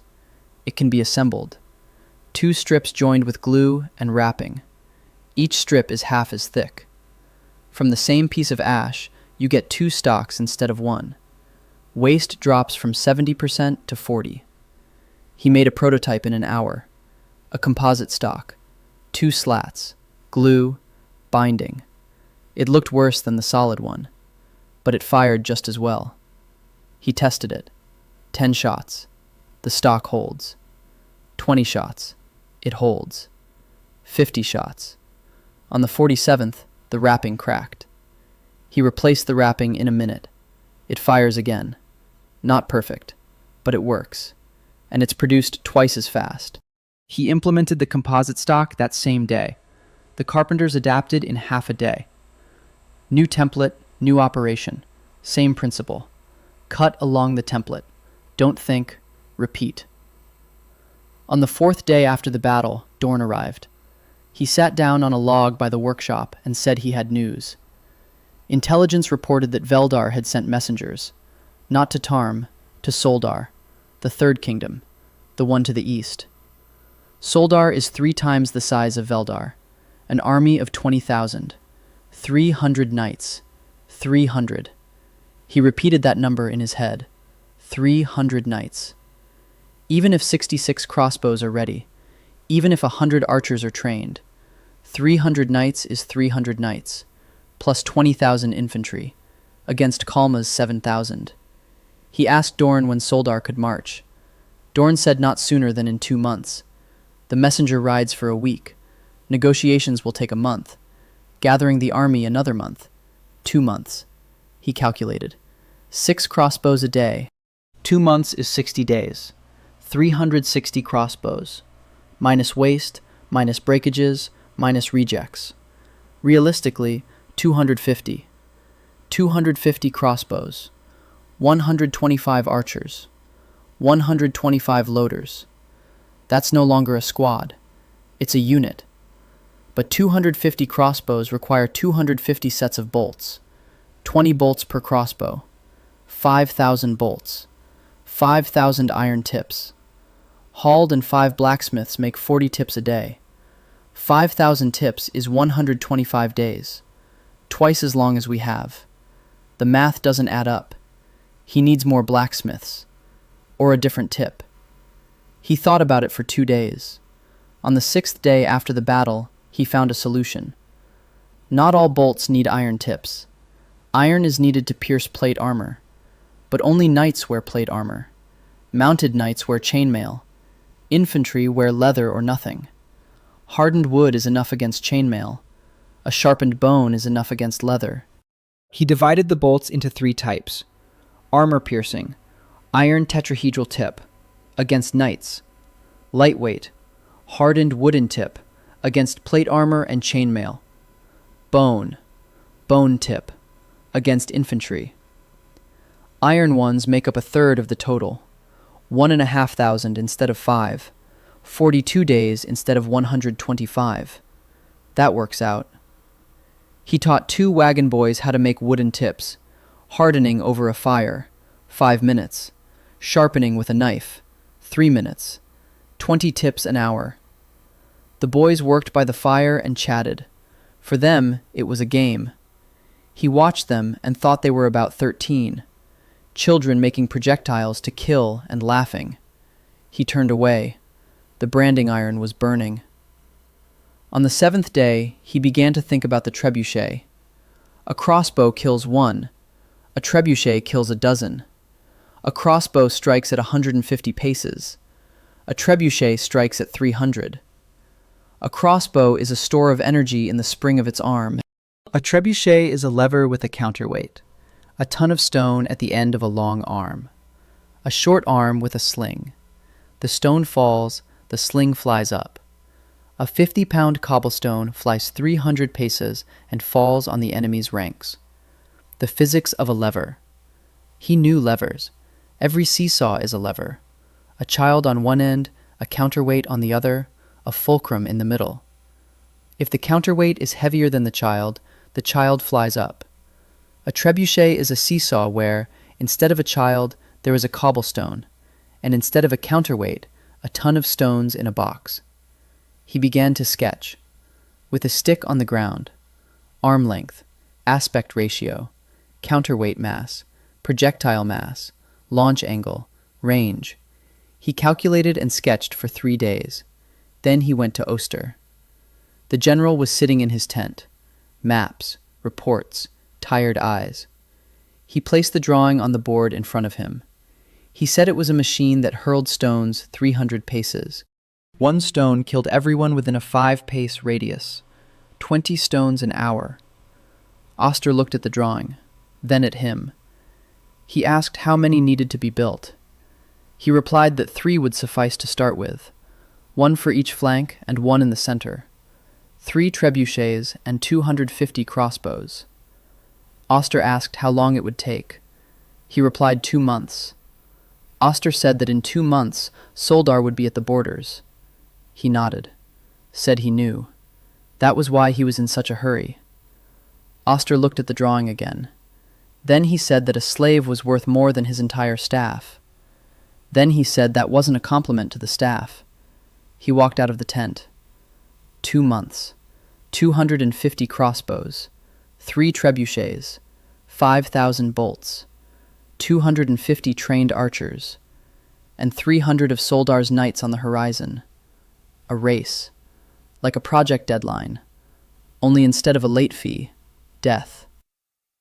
The first trebuchet he built himself, not because that didn't trusted carpenters, because no one in this world has a trebuchet. It is impossible to use template for a thing that no one understands. First, you build it, then understand how it works, then create a template, then replicate it. He chose a site behind the workshop, a level plot, 20 by 20 steps. The base of the treb is frame, 4 logs bound into a rectangle. The length, 10 steps. The width, 4. The frame must be heavy, otherwise, when firing, the trebuchet will tip over. He placed the frame straight on the ground and dug the corners. Posts, 2 vertical supports on 3 human tall. He calculated. The height of the treb determines the height of the axis. The height of the treb determines the length of the lever. The third of the lever determines the range. 3 people of the treb is about 5 meters. No, here are meters. 10 elbow. Allotted a height 10 cubits. He remembered how measured the height of the treb for the swings. That same logic. The treb must withstand dynamic load. A child on the treb is a pendulum. A trebuchet is a pendulum in reverse. Lever. Long arm with a sling. Short shoulder with counterweight. Ratio 5:1. Long arm 8 elbow length. Short shoulder 2 elbow. At end of the shoulder box. In box stones. A ton of stones. He asked from Dorn 20 men for 3 days. Dorn gave without question. After 2 victories, Dorn stopped doubt. It was simply gave people and waited the result. The first day went by on the frame and the posts. The logs are heavy, damp, lifting by hand, ropes, pulleys. He built the simplest hoisting mechanism from 2 poles and a rope. The men pulled. The log rose. Slowly, crookedly, but it rose. The posts were up by evening. He secured them with braces, crosswise, 4 braces on each post. Without braces, the post would collapse at the first shot. He knew this from his calculations of support structures. Any post without braces is a pendulum just waiting for a reason to fall. The second day was spent on the lever. He chose the straightest log from the supply. He trimmed it. He checked the balance. He found the point where the long arm was 4 times heavier than the short one. No, not like that. The fulcrum should divide the lever 5:1 in length. But the mass is distributed evenly. So he needs to calculate the moment of force. He counted with a stick on the ground. Kraft stood nearby and watched. Then he asked what he was counting. He replied that he was looking for the point where the lever would hang evenly without a counterweight. Kraft said it was simple. He placed the log on a stump and moved it until he found the balance. With his hands, without calculations, in a minute. He looked at Kraft. Kraft shrugged, said that carpenters have been checking logs this way for 30 years. He nodded. Sometimes experience is faster than math. He made the axle out of an iron rod. Hald forged it in half a day. Thick, heavy, but smooth. The lever had to rotate freely on the axle. Any friction meant a loss of energy. A loss of energy meant a loss of range. He greased the axle with lard. They hung the lever on the axle between the posts. They gave it a swing. It worked. Smoothly. Easily. Kraft whistled. The third day was spent on the counterweight and the sling. He made the counterweight box out of planks. A simple box. A cubit and a half on each side. They filled it with stones. He weighed them by eye. He lifted each stone and estimated its weight. 20 large stones, about a ton, maybe more, maybe less. No exact weights, but the order is right. The sling is a rope with a leather pouch at the end. The length of the sling is equal to the length of the arm, 8 cubits. One end of the sling is tied firmly to a lever. The other end is hooked onto a hook. When the lever flings the sling upward, the other end slips off the hook and the stone flies. The angle of the hook determines the launch angle. The launch angle determines the range. He knew the optimal angle was 45 degrees, high school physics, but it doesn't take a rocket scientist. The sling adds speed. The angle of the hook had to be determined by trial and error. He loaded a stone the size of a head into the sling, 30 pounds. 20 men held the lever by its long arm with ropes. The counterweight in the box on the short arm hung in the air. He gave the command to let go. The men let go of the ropes. The counterweight crashed down. The lever swung around. The sling shot up. The stone burst out of the pouch. It flew away. He watched. The stone rose high, too high, and fell 100 paces away. Not 300, 100. The angle was wrong. The stone went too high and not far enough forward. He walked over to the hook, bent it, changed the angle. They loaded it again. They let go again. The stone flew 150 paces. Better, but not enough. He bent the hook 4 more times. On the fifth try, the stone flew 200 paces and slammed into the ground with a dull thud. Clumps of mud flew up to a man's height. Again, he bent the hook. Sixth shot, 250 paces. Seventh, 280. Eighth, the stone flew over the heads of the soldiers who had run up to watch. It fell 300 paces away. It bounced. It rolled another 20. 320 paces. He stood by the trebuchet and watched the point of impact. 320 paces. A 30-pound stone. Had it hit a line of infantry, 3 or 4 would be dead. Had it hit a horse, the horse would be dead. Had it hit a knight, all that would remain of the knight would be armor with mush inside. The soldiers stood around in silence. No one had ever seen anything like it. A machine that hurls stones farther than the eye can see. Kraft stood nearby. He looked at the trebuchet. Then he said quietly that it wasn't a weapon. It was the wrath of God. He replied that it was a lever. A stick and stones, nothing divine. Kraft shook his head. In the evening, Oster came. He looked at the trebuchet. He asked to be shown how it worked. He loaded it. He fired. The stone flew over the hill. A little over 300 paces. Oster stood and looked at the spot where the stone had disappeared over the ridge. Then he asked how many of these could be built in 2 months. He replied that now that the prototype worked, he would make templates. With the templates, 3 carpenters could assemble a trebuchet in 5 days, 12 in 2 months, if there were enough people and logs. Oster said there would be enough men and logs. Then he turned to Bren, who was standing nearby.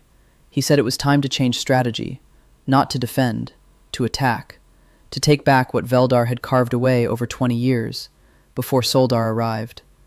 Bren nodded. He listened and remained silent. An offensive. He had been building defenses, moats, pickets, earthworks, positions. Defense was his territory. Control, calculation. An offensive was different. Movement, speed, unpredictability. He didn't know how to attack. But he knew that a trebuchet on wheels was no longer a stationary machine. It was mobile artillery. He looked at the trebuchet, then at the frame. 4 logs on the ground. But what if he put them on wheels? Big ones, heavy ones, like the siege towers from the books he read at 4 in the morning, between the sections on Roman roads and Mongol tactics. He told Oster he needed a week. Oster asked what for. He replied, for the wheels. The wheels turned out to be more than he thought. The trebuchet weighed as much of that a standard wheel fell apart if under it in 10 steps. He needed wheels that could cup the weight frame and the struts and the lever and the drawer with a ton of stones. Plus the road. Not road at all. The direction. Mud, rocks, ruts, roots. He calculated. The weight of the trebuchet was 2 tons when assembled without counterweight. Counterweight is loaded on the site. The stones are everywhere. 2 tons by 4 wheels. 500 pounds per wheel. Wheel holds 200. It needs a wheel that holds 3 times. He went to Halder. He asked if the blacksmith make a rim. Hald said that he could, but there is insufficient. Each rim is 5 tips for bolts. He counted. 4 wheels, 4 rims, 20 bolts. 20 bolts is 20 potential dead knights, or 1 mobile trebuchet that will kill 100. Math. He chose the trebuchet. But this wheel is not just a rim. Its hub, spokes, axle. Each element must withstand the load. He remembered how designed a carousel. The carousel is wheel on an axle. Centrifugal force acts on the spokes. Children hang from the rim. The force pulls outward. The spokes hold them. Here, the load is different. Vertical. The weight presses down from above. But the principle is the same. The spokes must be thick, and there must be many of them. He made a wheel with 12 spokes instead of the usual 8. Each spoke is as thick as 2 fingers. Oak. The hub is made from a solid oak log. The rim is iron. Hald forged the rims for 2 days. He assembled the first wheel in a day. He mounted it on the axle. He loaded it with stones. 500 pounds. He rolled it. The wheel creaked but held. He rolled it around the camp. through the mud, over the stones, over the roots. The wheel held. On the second day, he assembled the remaining 3. He set the trebuchet on the wheels. He had to rework the frame. The lower logs became axles, wheels at the corners. The trebuchet stood on its wheels and looked ridiculous. A huge wooden structure on 4 wheels, like a cart for giants. 20 men hooked themselves into the ropes and pulled. The trebuchet moved. Slowly, with difficulty. The wheels sank into the mud, but it moved. It would go faster on a flat road. He estimated the speed.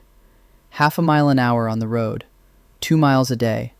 Slow, but faster than taking it apart and putting it back together. Disassembly and reassembly would take 2 days. Transport on wheels takes 1 day for 2 miles. For short distances, wheels are more advantageous. He reported to Oster. The general came and looked. Then he asked if the trebuchet could fire from the wheels, without unloading. He replied that it couldn't. The recoil would tip it over. The frame would need to be dug in, or supports placed underneath. 15 minutes to set up. Oster nodded. 15 minutes is acceptable. Then the general unfolded a map. He pointed to a spot to the north, the province of Harnmark, the one Calm lost a year ago. Harnmark Castle on the hill, Veldar's garrison, 200 men, 10 knights, stone walls, 4 men high, oak gates with iron fittings. 20 years ago, Calm tried to take Harnmark by siege. He held out for 3 months, didn't take it, left. Oster asked if a trebuchet could break through the wall. He thought. A stone wall. Thickness unknown, material unknown, mortar unknown. But stone is stone. Stone has a breaking point. A 30-pound stone flying at the speed of a trebuchet's throw carries enough energy to knock a block out of the masonry. 1 stone won't destroy the wall. 20 stones an hour, 100 stones in 5 hours, at a single point. Masonry set with mortar is not a monolith. It is a collection of blocks held together by a mixture. Every strike weakens the mortar. Every dislodged block weakens the adjacent ones. The wall won't collapse from a single strike. The wall will crumble from 100. He replied that he could. It would take time. A day of continuous bombardment at a single point. Oster said he had a day. In a week, Calm's army would march on Harnmark. 3 trebuchets, 66 crossbows, 7,000 infantry, 12 knights, against 200 men behind the walls. He nodded. A week. We need to finish building the 2 remaining trebuchets. Put them on wheels. Train the crews. He went into the workshop and didn't come out for 5 days. Kraft worked nearby. The carpenter no longer winced at the sight of the branding iron. They worked together in silence. Kraft understood wood better than he did. He understood construction better than Kraft did. Together they made things that neither of them could have made alone. On the 3rd day, Kraft suggested an idea. He said the trebuchet's lever could be made not from a single log, but from 2 beams joined lengthwise, like a compound crossbow's stock, only bigger. He looked at Kraft. Kraft had applied his principle, on his own. He'd scaled the idea from small to large. He nodded. He said that was right. A composite lever is lighter than a solid one while maintaining the same strength. Lighter means faster. Faster means farther. Kraft grinned, his first smile in all this time. They assembled the second trebuchet with a composite lever. They tested it. The stone flew 350 paces, 30 paces farther than the first one. Kraft stood and watched the point of impact.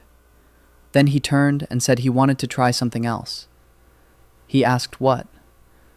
Kraft said that if they lengthened the sling by 2 cubits, the stone would fly even farther. He was calculating in his head. A sling is an extension of a lever. A longer sling means a larger radius. A larger radius means greater linear velocity at the end. Greater velocity means greater range. But a longer sling means more acceleration time. That means more height is needed for free flight. The stands are high enough. 2 cubits of sling length won't be a problem. He told Kraft that the idea was sound. Kraft lengthened the sling. They fired. 370 paces. Kraft stood with the look of a man who had just realized that the world operates by rules, and that those rules can be used. By the end of the week, 3 trebuchets stood on their wheels. The crews were trained. 12 men per trebuchet, 4 load. 4 carried the stones, 2 operated the trigger mechanism, 2 adjusted the sights. 66 crossbows in crates on carts, bolts in sacks, archers in formation. Kalm's army set out for Harnmark at dawn. He walked alongside the first trebuchet. The wheels creaked along the road. The men pulled on the ropes, slowly, with difficulty, but forward. For the first time in 20 years, Kalm was moving forward, not backward. Toward Harnmark were 3 days. Trebuchets slowed the column. The wheels got stuck in mud after every rain. Twice the spokes. He replaced them from a supply which I had out of habit. At the, you take spare parts. Here is same principle. 3 sets of knitting needles, 2 spare rims, template for quick replacement. The mandrel walked alongside with the column. The scouts moved ahead at half a day of the journey and returned with reports. The road is clear. Veldar withdrew the troops behind Harnmark. The garrison in the castle, 200 men. 10 knights, waiting behind the walls. He walked beside with the first trebuchet and thought about the walls. Stonework. He never did destroy the walls. He built fences around the sites, not very high, made picket fencing, so that the children don't run out into road. But he knew how the masonry, block in mortar. The mortar is weak link. Block is strong. Mortar, none. Impact does not stone, but the bond between stones. Like a bolt destroys not armor, but rivets which holds the plates. Tap gently, weak spot. Always at weak spot. They approached to Harnmark on 4th day. The castle stood on a low hill. The walls of gray stone. 4 towers at the corners. The gate with the side. He looked at walls and counted. The height, 4 feet tall. About 7 meters. Thickness is unknown. He asked from Dorn, someone who had inside. Dorn brought the old man from the wagon train, a former peasant from Harnmark. Lived here until Veldar took the province.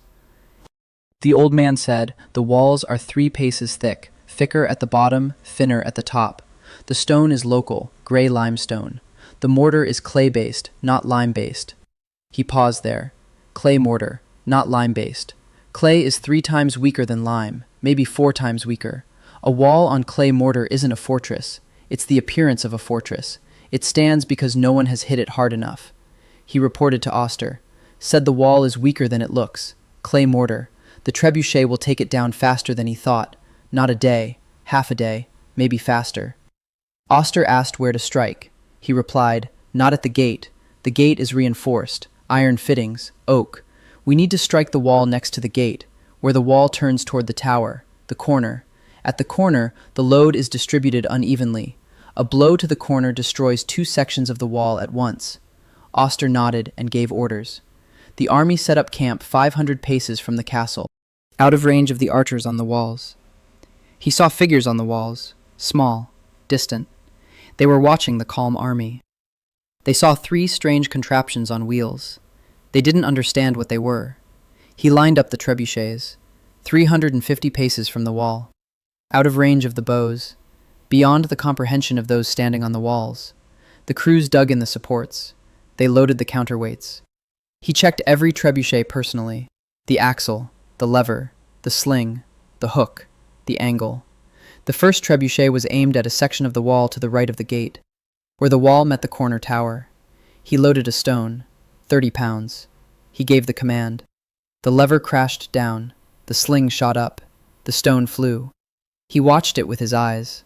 The stone struck the wall at a height of 2 men, a cloud of dust, debris. When the dust settled, he saw a dent, not deep. 2 blocks had cracked. The mortar around them crumbled, but the wall stood. He nodded. The first shot was a test shot.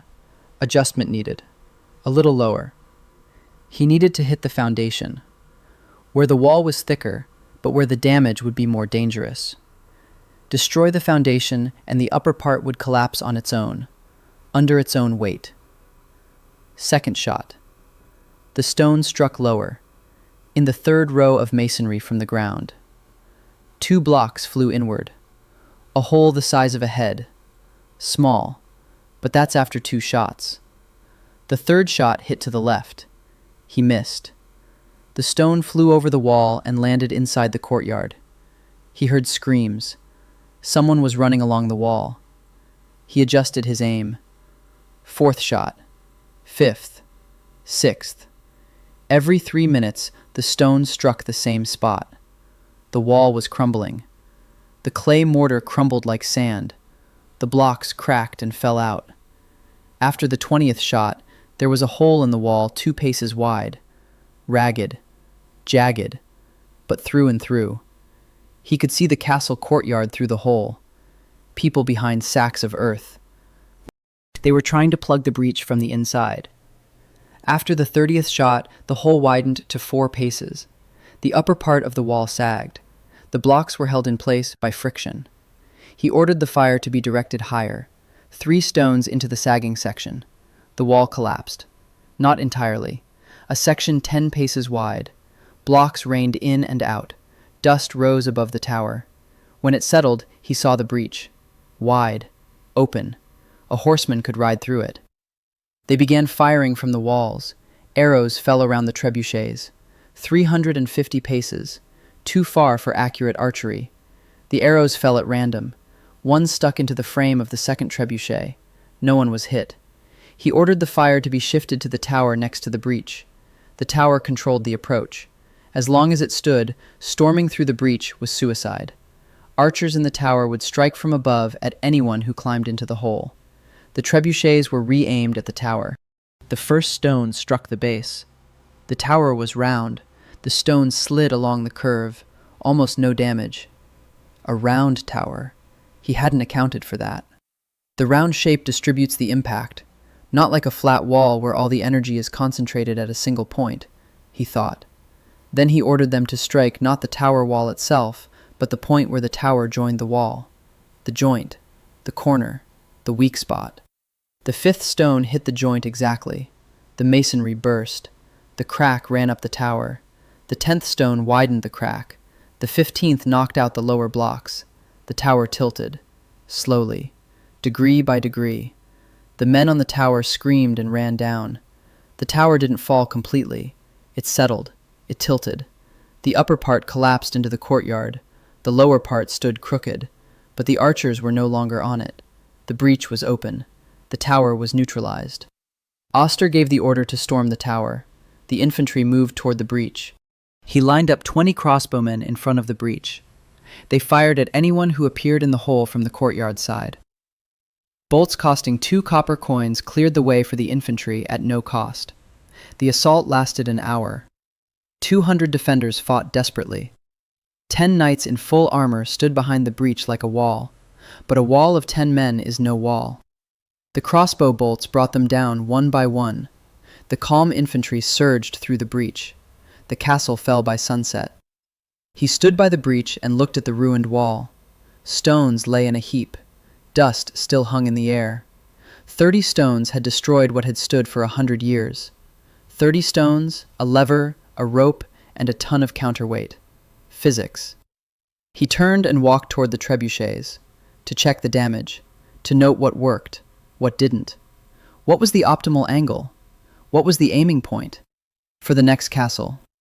Because Harnmark wasn't the last. After Harnmark, the army did stop. Oster pushed forward. 2 months before Soldar. Every day on the account. Every province you now is the province which you have to defend later. Next target. Tiran Fields.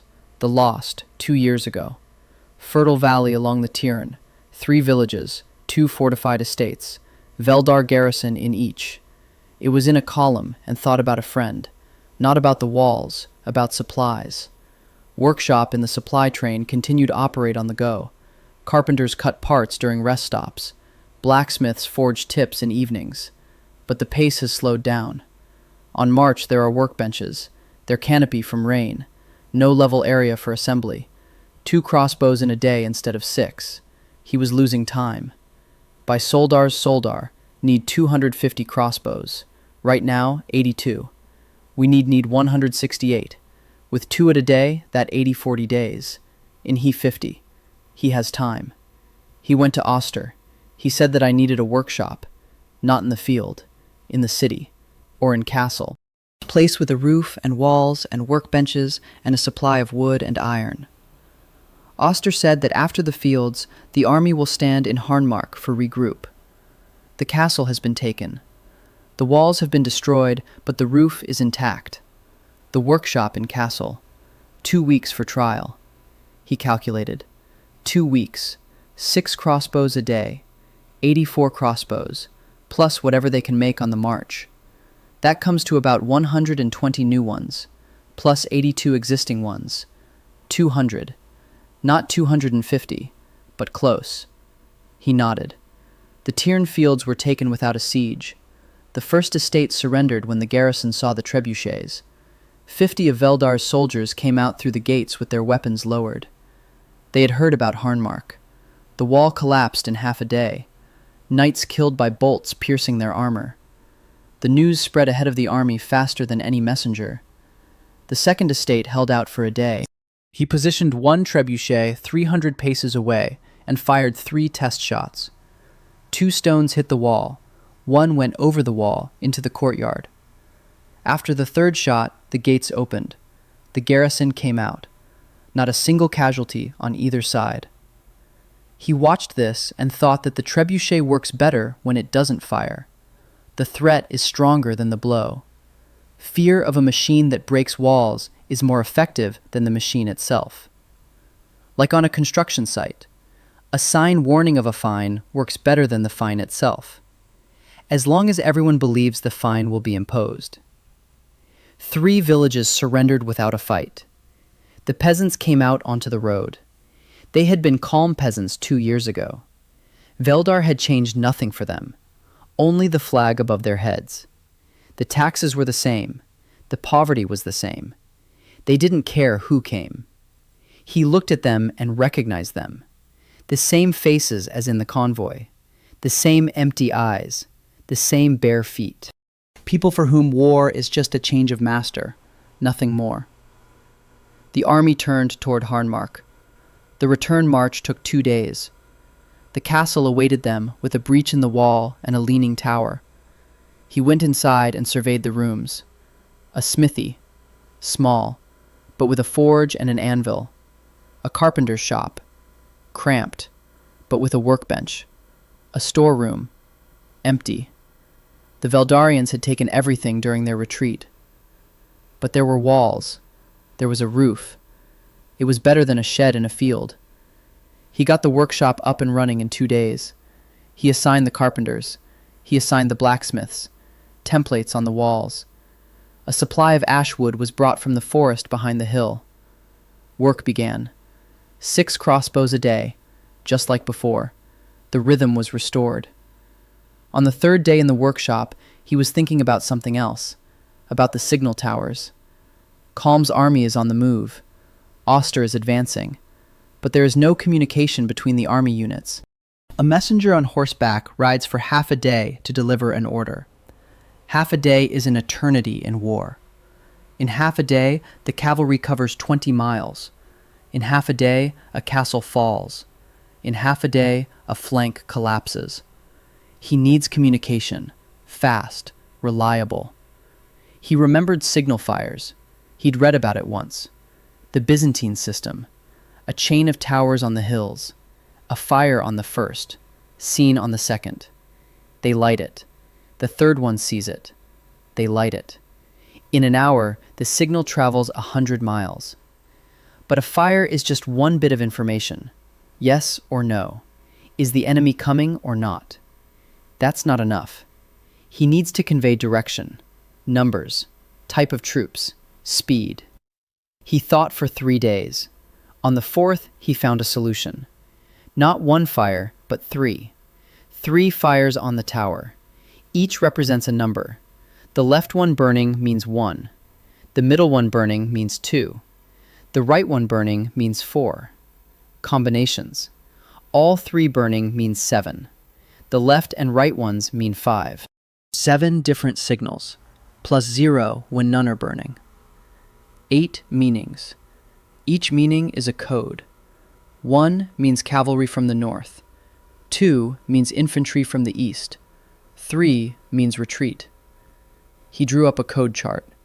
8 signals, 8 messages. Not many, but enough for basic coordination. He took it to Oster. The general looked at the chart for a long time. Then he said that this would require towers. Exclusive videos, story continuations, and bonus content are already available on Patreon before YouTube, so check the link in the description for early access to all new recaps and continuations.